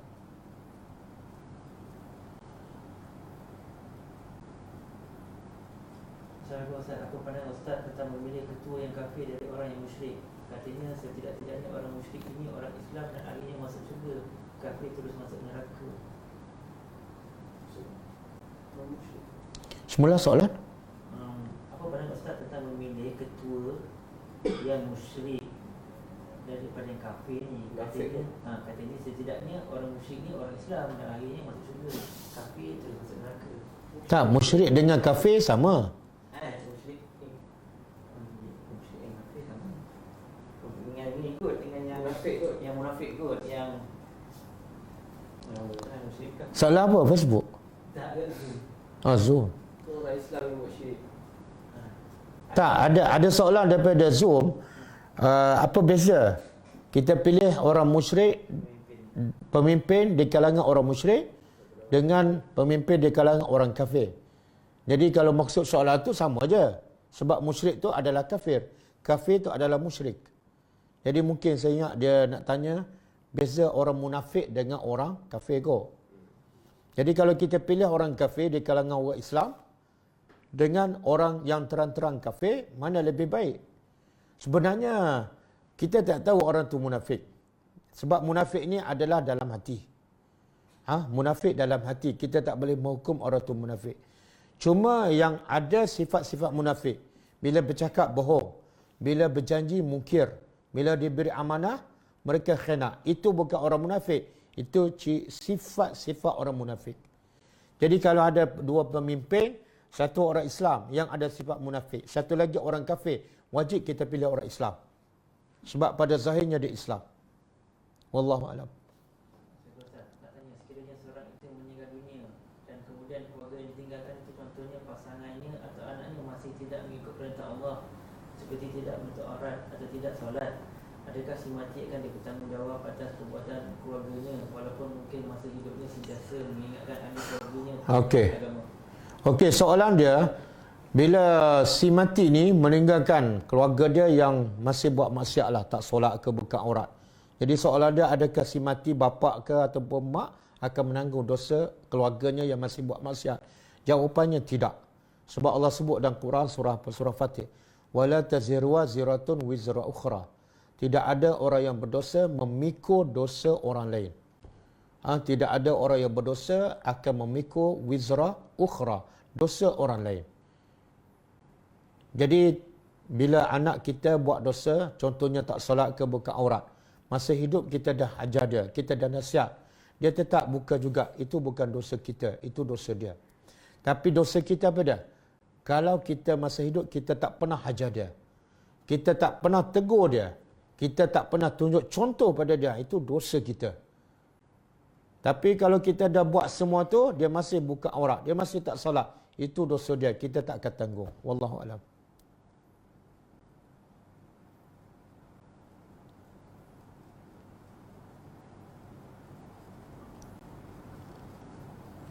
Salam Ustaz, nak tanya kenapa dah? Dia tak faham ni. Ustaz, lepas Nabi pusing kiblat, berarti Nabi berada di belakang makmum ke? Nabi pusing kiblat, Nabi duduk belakang makmum ke? Dia macam ni. Yang kisah Nabi tukar kiblat tu tak disebut. Tak disebutlah hadis. Cuma ada satu hadis yang orang belajar, orang solat bersama Nabi. Kemudian besok dia pergi ke satu masjid solat subuh. Dan orang ni yang dah solat bersama Nabi semalam, maklumat tukar kiblat tak sampai pada satu tempat tu. Sebab zaman Nabi pun banyak masjid. Ada lebih kurang 10 buah masjid. Jadi sahabat ni yang solat bersama Nabi semalam, bila solat subuh di satu tempat yang masih menghadap ke Baitul Maqdis, maka tengah-tengah solat lelaki ni bagi tahu, Rasulullah bersabda telah turun ayat kepada baginda bahawa kiblat telah ditukar. Dia cakap bila ni? Tengah orang tengah solat subuh. Ada mengatakan tengah solat asar. Maka apa berlaku? Inilah sifat orang beriman. Beza orang beriman, bila dia tahu perintah Allah, dia tak tunggu kawal tu selesai solat. Sebab perintah Allah perlu disegerakan. Dan orang yang mendengar pula, dia tak tunggu dia bagi salam, baru nak tukar kiblat solat akan datang. Tak. Jadi yang bercerita ni pun tegur masa sahabat tengah solat, dan sahabat yang tengah solat tukar kiblat masa tengah solat. Macam mana? Maknanya imam tu, daripada menghadap ke Baitul Maqdis, dia pusing belakang, dia berjalan pergi ke belah sana. Kemudian makmum pula pusing ke belakang, menjadi makmum yang imam dah pergi ke belah sana. Makna gambarannya, ada hadis mengatakan ketika itu mereka sedang rukuk. Jadi dalam hadis tersebut mereka bergerak ketika tengah rukuk. Subhanallah, nak bagi tahu mereka tu dengar je, walaupun dalam apa keadaan mereka bergerak terus. Sami'na wa ata'na. Wallahu alam. Cuba bayangkan, kita kan ambil masa nak taat perintah Allah kan. Kalau diperintah tengah solat pun kadang-kadang kita tak ubah. Sebab kadang-kadang nak laksanakan perintah Allah, kadang-kadang kita ambil masa berbulan-bulan. Kadang-kadang bertahun-tahun. Wallahu alam.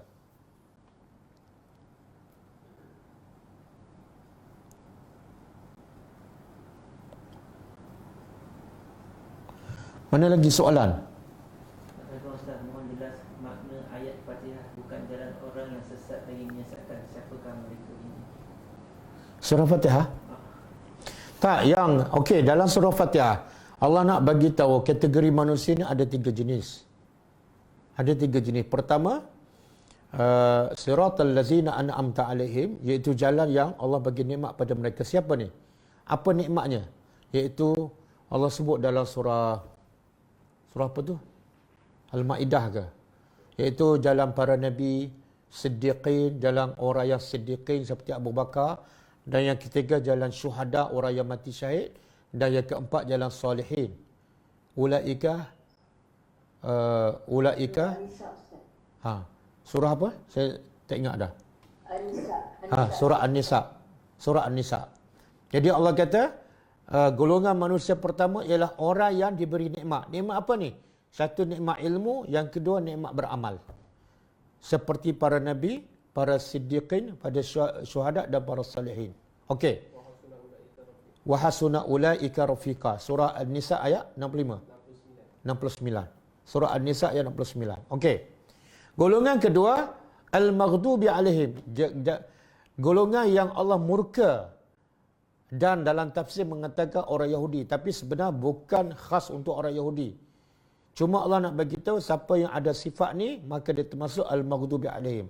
Apa yang ada sifat pada Yahudi? Iaitu dia ada ilmu tapi tak ikut. Ada ilmu tapi tak ikut. Ini Allah sangat murka. Siapa yang ada ilmu tapi tak beramal, tak ata'na, dengar sami'na tapi tak ata'na, dia sama seperti orang Yahudi, dan dia termasuk al-maghdubi alaihim. Allah murka pada mereka. Okey, golongan ketiga waladhdallin, iaitu golongan yang sesat. Golongan mana ni? Iaitu yang tidak berilmu. Kalau tak berilmu pasti dia akan sesat. Cuma antara waladhdallin dengan al-maghdubi alaihim, mana yang lebih teruk? Al-maghdubi alaihim. Sebab mereka dah ada ilmu, sepatut mereka tak sesat. Tapi dengan sebab ilmu pun mereka tetap sesat. Mereka lebih teruk. Sebab tu Allah murka pada mereka. Dua-dua Allah murka. Ad-dhalin Allah murka. Al-maghdubi alaihim Allah murka. Tapi yang lagi Allah murka ni yang dah ada ilmu, yang ada petunjuk depan mata tapi tak ikut. Jadi sebenarnya dalam surah Fatihah Allah nak bagi tahu, bila kita minta hidayah, ingatlah hidayah tu ialah satu berilmu, dan yang kedua beramal dengan ilmu. Itulah yang kita minta setiap hari. Jadi lepas minta dalam surah Fatihah hidayah, pergilah belajar. Siapa yang minta hidayah tapi tak belajar, dia tetap masuk waladhdallin. Siapa yang dah pergi belajar tapi tak beramal, dia tetap masuk al-maghdubi alaihim. Kena faham. Wallahu a'lam. Salam Ustaz. Waalaikumsalam. Apa hukum saya bersangka kepada ahli politik dan menteri yang macam tak ikhlas ataupun curi duit rakyat ataupun merasuah sana sini, tapi saya tak ada bukti? Dah tahu tak ada bukti, jangan tuduhlah. Sangka lah tu, tuduhlah tu. Bila tak ada bukti, sebenarnya sangka dan tuduh sama. Bila nak tuduh, Nabi kata apa? Al-bayyinah ala mudda'i. Siapa yang mendakwa, dia kena bawa bukti. Kalau dia mendakwa ataupun dia menyangka kawan tu mencuri, curi duit rakyat, maka dia kena bawa bayyinah. Bayyinah apa? Bukti. Kalau tak ada, haram dia bersangka buruk. Haram dia menuduh. Ustaz, semua orang lain kata. Orang lain, jangan ikut mazhab orang lain. Jangan ikut mazhab orang ramai. Maka yang terbaik, bila selagi tak ada bukti, cukup diam. Diam lebih baik. Wallahu alam. Assalamualaikum Ustaz. Waalaikumsalam warahmatullahi. Apakah permulaan yang harus dilakukan kalau saya ingin menjadi seorang pendakwah? Siapa nama adik? Khalif. Khalif. Daripada Kajang kan? Umur 12 tahun. Masya Allah. 12. Cita-cita Khalid nak jadi apa? Pendakwah. Khalif. Cita-cita nak jadi pendakwah. Okey, yang pertama asas untuk menjadi pendakwah ialah Al-Quran. Sebab Allah kata, innama anta muzakkir. Sesungguhnya engkau ni, Nabi, adalah seorang muzakkir, pendakwah. Dan dalam surah Qaf, ayat terakhir Allah kata apa? Zakir bil Quran. Hendaklah kamu bagi peringatan dengan Al-Quran. Dan Nabi juga sebut, balighu anni walau ayah. Jadi syarat yang paling utama, yang paling asas nak jadi pendakwah, mesti faham Al-Quran. Sebab dakwah ialah nak ngajak orang kepada Allah. Nak mengajak orang kepada Allah, mestilah ikut cara Allah. Macam mana cara Allah? Kita nak cerita pasal Allah, nak cerita pasal agama. Di mana maklumat tu? Semua ada dalam Quran. Siapa yang jahil Al-Quran, dia memang tak layak dan tak sesuai menjadi pendakwah. Sebab asas untuk berdakwah tidak ada. Kita nak dakwah orang, asasnya, silibusnya ialah Al-Quran. Bahkan kalau kita ingat Nabi Ibrahim berdoa kepada Allah, Rabbana ib'as lana fihim rasula. Wahai Tuhan, utuskan seorang rasul di kalangan umat yang akan datang. Rasul yang macam mana? Yatlu alaihim ayatihi, yang selalu membaca ayat-ayat engkau. Dan wa yu'allimuhumul kitab wal hikmah. Dan rasul ini juga mengajar kitab engkau Al-Quran dan al-hikmah sunnah. Dan wa yuzakkihim, dengan kitab Al-Quran dan sunnah ini, rasul itu dengan izin engkau akan mensucikan hati mereka daripada kufur, daripada syirik dan daripada akhlak yang buruk. Jadi asasnya Al-Quran. Dan bila kita faham Quran, bila kita faham sunnah, kerja dakwah semua lancar. Syarat yang kedua, yang ketiga tu semua ada dalam Quran. Yang paling selepas Quran, akhlak. Sebab dakwah yang paling berkesan ialah dengan akhlak. Tapi sebab tu saya kata, kalau kita ada asal Al-Quran, kita akan menjadi orang yang paling berakhlak. Akhlak yang paling mula ialah akhlak dengan Al-Quran. Jadi kalau kita jadi pendakwah dan kita ada Al-Quran, kita akan membawa akhlak Al-Quran. InsyaAllah dengan akhlak Al-Quran boleh mengetuk hati manusia. Dan percayalah, Nabi dan para sahabat banyak mengetuk hati manusia dengan sebab akhlak mereka. Dan akhlak mereka itu diterjemah daripada Al-Quran. Wallahu alam. Wa anta fajazakallahu khairan. Ustaz doakan Khalif dan semua yang mendengar, adik-adik ke, abang-abang ke, pakcik-pakcik, semua faham Al-Quran dan semua menjadi pendakwah. Manusia yang terbaik dan manusia yang paling Allah cinta. Iaitu orang yang mengajak manusia pada Allah. Dan manusia yang paling banyak memberi. Manusia yang paling banyak, insya-Allah. InsyaAllah. Saya doakan semua ni yang mengikut live ni. 900 lebih. Zoom berapa orang? Mana 1000 lebih. Saya doakan semua. Dan yang akan ikut rakaman juga saya doakan. Inilah sebenarnya kita belajar Al-Quran. Nak menjadi manusia terbaik. Nak berakhlak dengan Quran. Dan nak menjadi manusia terbaik di sisi Allah. Apa guna kita belajar Al-Quran, tapi tak juga menjadi manusia terbaik. InsyaAllah dengan kita belajar, kita sami'na, kita wa'ata'na, InsyaAllah lahirlah generasi yang kuntum khaira ummatin, umat yang terbaik. Membaca surah Al-Kahfi dapat menghindari daripada fitnah Dajjal. Tetapi jika sebelum muncul Dajjal, adakah surah Al-Kahfi juga dapat menghindari kita daripada perancangan jahat Yahudi? Membaca surah Al-Kahfi dapat menghindar daripada fitnah Dajjal. Kurang tepat tu. Hadis mengatakan baca 10 ayat awal. Dan satu riwayat lagi 10 ayat akhir dapat menghindarkan daripada fitnah Dajjal. Bukan satu surah. Yang satu surah tu kelebihan lain. Jadi soalan dia kalau baca 10 ayat awal dan 10 ayat akhir, adakah juga termasuk kita terhindar daripada konspirasi Yahudi? Tak.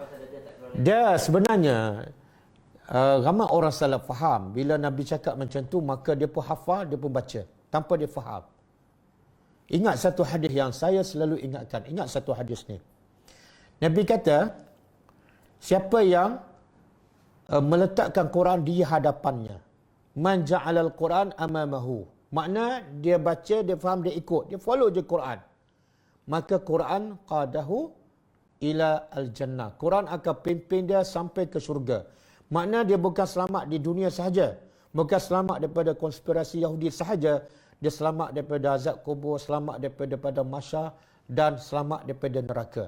Tapi syaratnya apa? Dia letak Quran kat depan, bukan baca je, bukan hafal.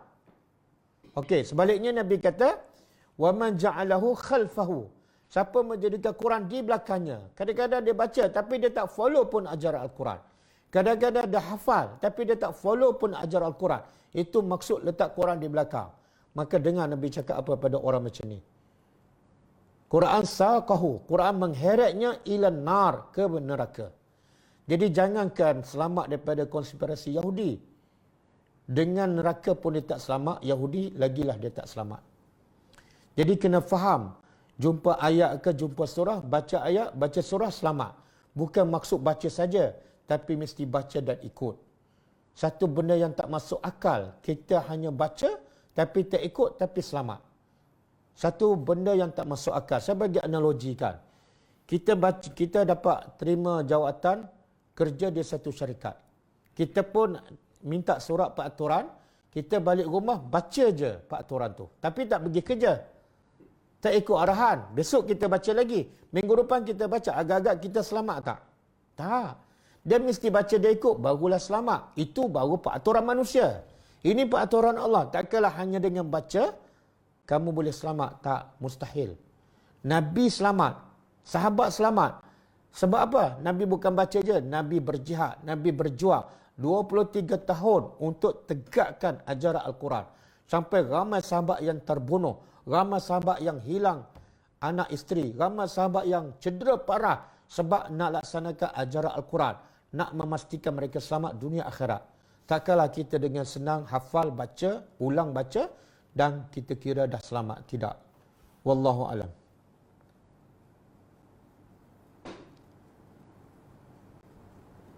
Ada soalan. Assalamualaikum Ustaz, apa maksud umat pertengahan? Saya dah sebut tadi, umat pertengahan ialah umat yang paling adil dan umat yang terbaik. Siapa ni? Kuntum khayra ummatin. Ini ayat ini juga menjelaskan umat wasata. Kuntum khayra ummatin ukhrijat linnas ta'muruna bil ma'ruf wa tanhauna 'anil munkar wa tu'minuna billah. Kamu adalah umat yang terbaik. Umat yang terbaik. Tapi kata, saya lupa seorang sahabat Abdullah bin Umar, dia kata umat yang terbaik tak mungkin jadi terbaik melainkan dia amalkan selepas ayat ni. Apa dia? Ta'muruna bil ma'ruf, kamu sentiasa suruh orang buat yang ma'ruf, wa tanhauna 'anil munkar, dan kamu mencegah orang lain daripada perbuatan munkar. Barulah Allah kata wa tu'minuna billah. Ini umat wasata. Umat wasata, umat terbaik ialah yang ada dua ni. Satu suruh yang ma'ruf dan satu cegah yang munkar.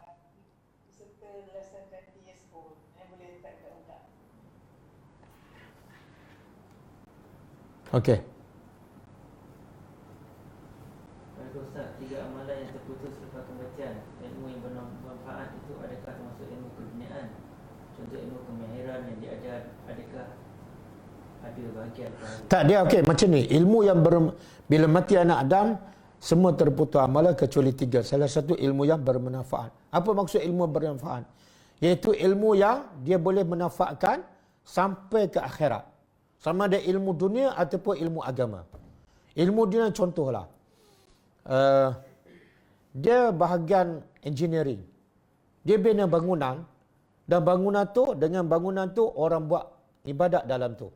Dengan bangunan tu orang buat kelas agama. Maka ilmu yang dia buat tu, walaupun engineering, tapi memberi manfaat kepada orang lain supaya kenal Tuhan dan masuk syurga, maka itu dikira ilmu bermanfaat. Tapi kadang-kadang ilmu agama tapi tak bermanfaat. Apa dia? Dia guna ilmu agama untuk cari dunia. Dia pun tak selamat, orang lain pun belum tentu selamat. Sebab tu saya sebut semalam kan, yang pertama dicampak dalam neraka, ada ilmu tak? Ada ilmu. Tapi sebab niatnya tak ikhlas, masuk neraka. Okey? Jadi ilmu bermanfaat, ukurannya bukan mesti Quran, bukan mesti hadis. Tapi apa saja yang manfaat kepada manusia untuk di akhirat. Ataupun apa saja ilmu yang menjadikan manusia kenal Tuhan dan sembah Allah. Wallahu a'lam.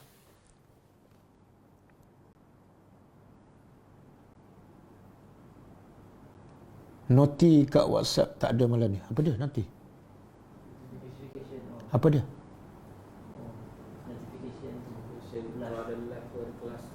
Kenapa tak ada? Dia tak buat. Tadi dia buat, saya tak ada tu. Dia punya link. Oh.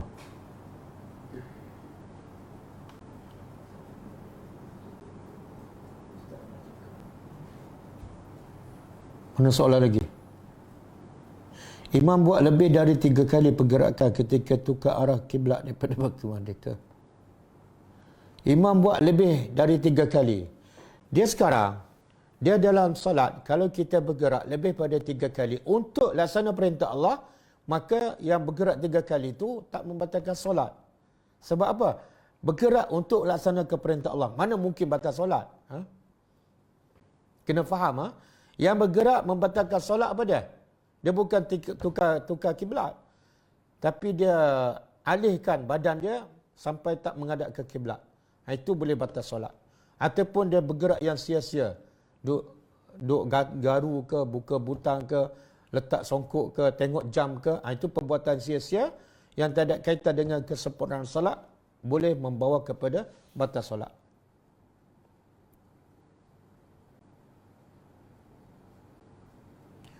Apa maksud arasnya? Apa maksud? Arasnya berada di atas air. Aras Tuhan ni asalnya berada di atas air. Jelaslah apa maksud lagi. Aras Allah berada di atas air. Saya nak huraikan macam mana lagi? Tak perlu hurai. Kadang-kadang Allah buat tu, Allah nak tunjuk apa kehebatan. Manusia tak boleh buat istana di atas air kan. Tapi Allah Maha berkuasa, aras yang besar, yang berat pun boleh dibuat di atas air. Itulah Tuhan, kehebatan Allah. Wallahu a'lam.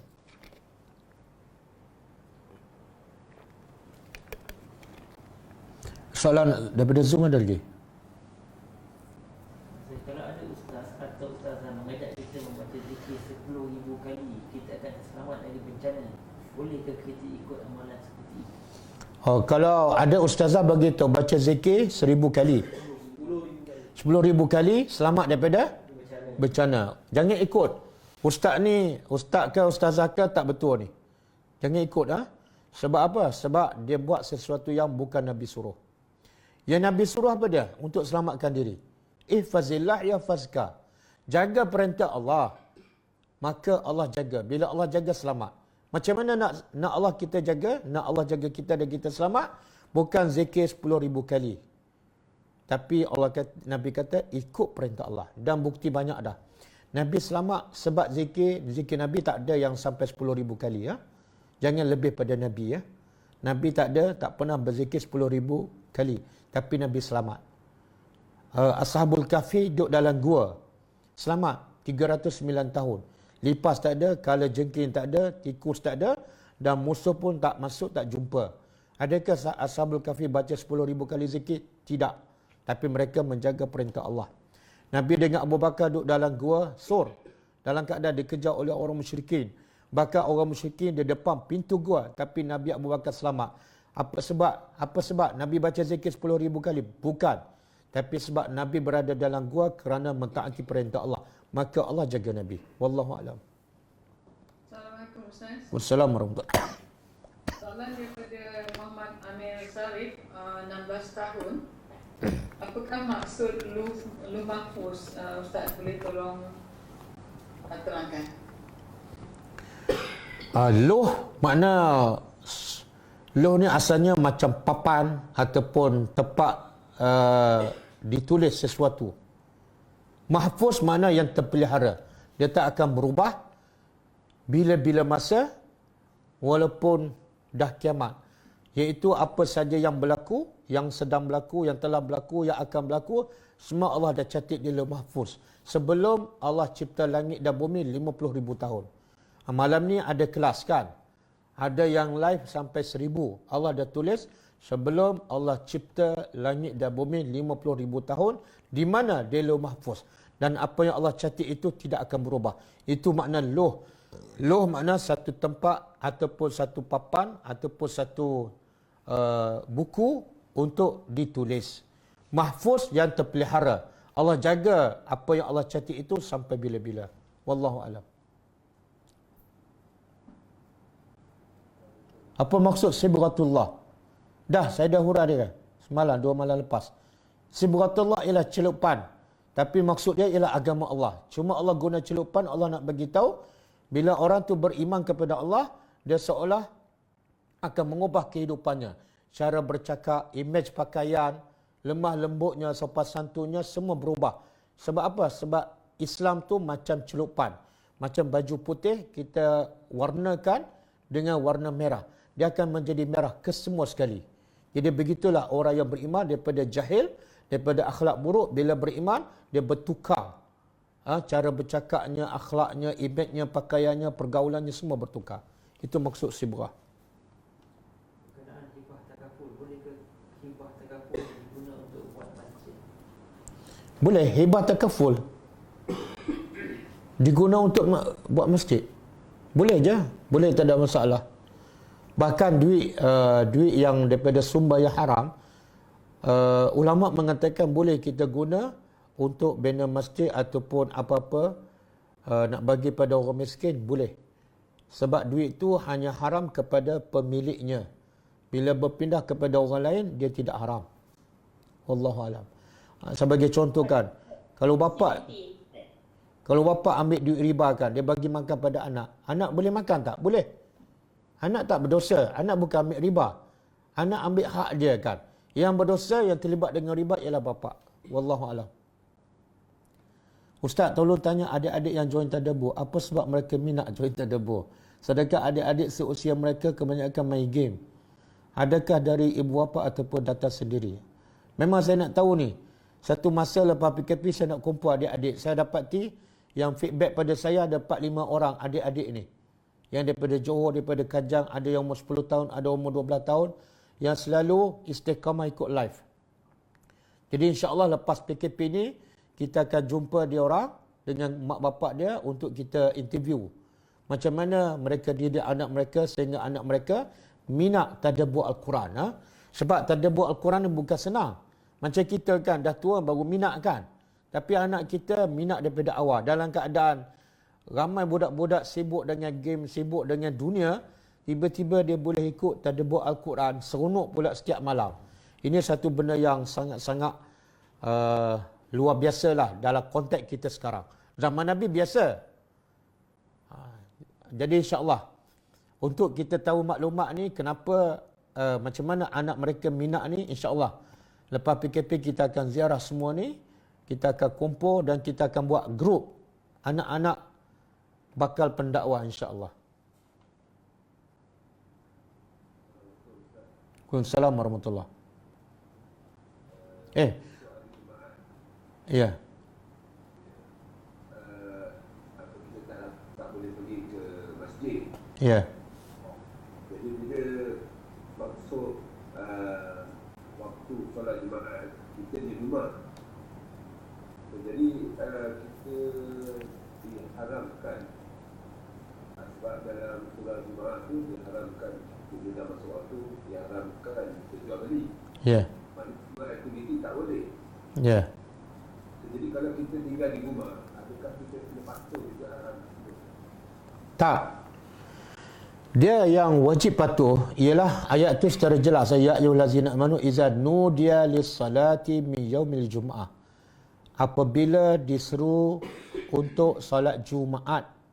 Apabila diseru untuk solat Jumaat, Allah kata fas'au ila zikrillah wa zarul bai'. Segeralah kepada solat dan tinggal jual beli. Ayat tu khas untuk solat Jumaat. Dalam konteks kita sekarang, kita tak wajib solat Jumaat kan, sebab dihadkan ataupun tak dibenarkan langsung. Maka larangan itu gugur. Sama juga kita solat zuhur di rumah. Adakah kita kena tunggu orang solat Jumaat di masjid selesai dalam keadaan kita tak dibenarkan ataupun ruang bilangan yang dihadkan? Maka jawapannya tak perlu kita tunggu orang solat Jumaat selesai baru kita boleh solat zuhur. Tak perlu. Sebab apa? Kewajipan solat Jumaat kepada kita telah gugur. Wallahu alam.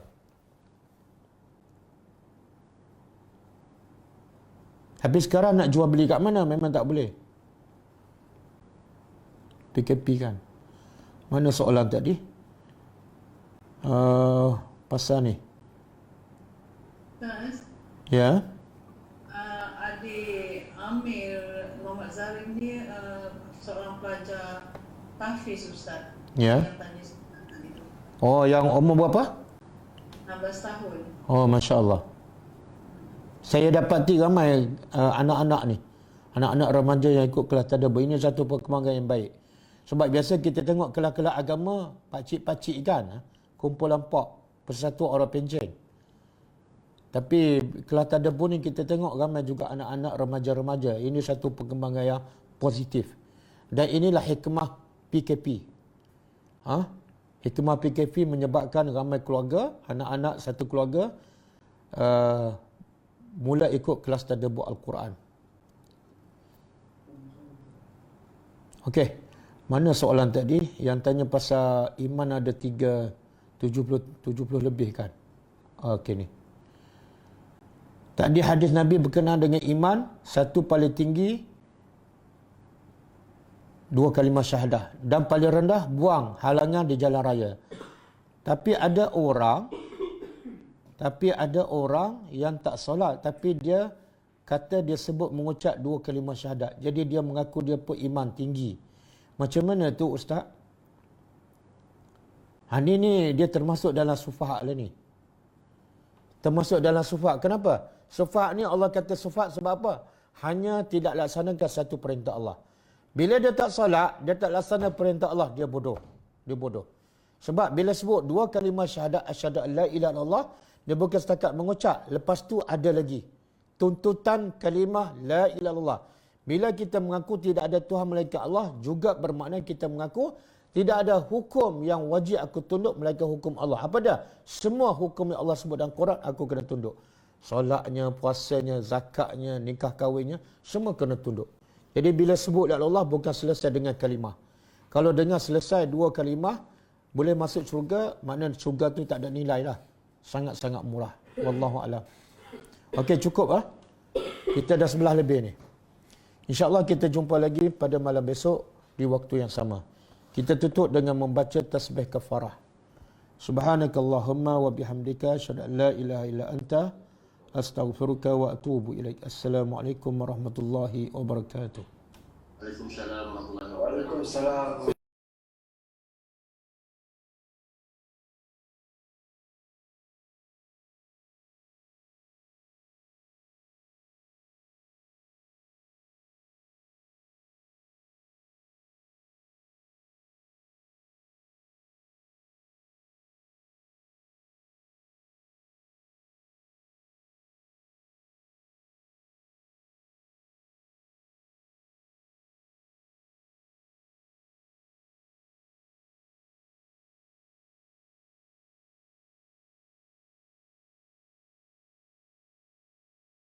اقرأ كتاب الله ترق جنانه وتنل عظيم الأجر والغفران.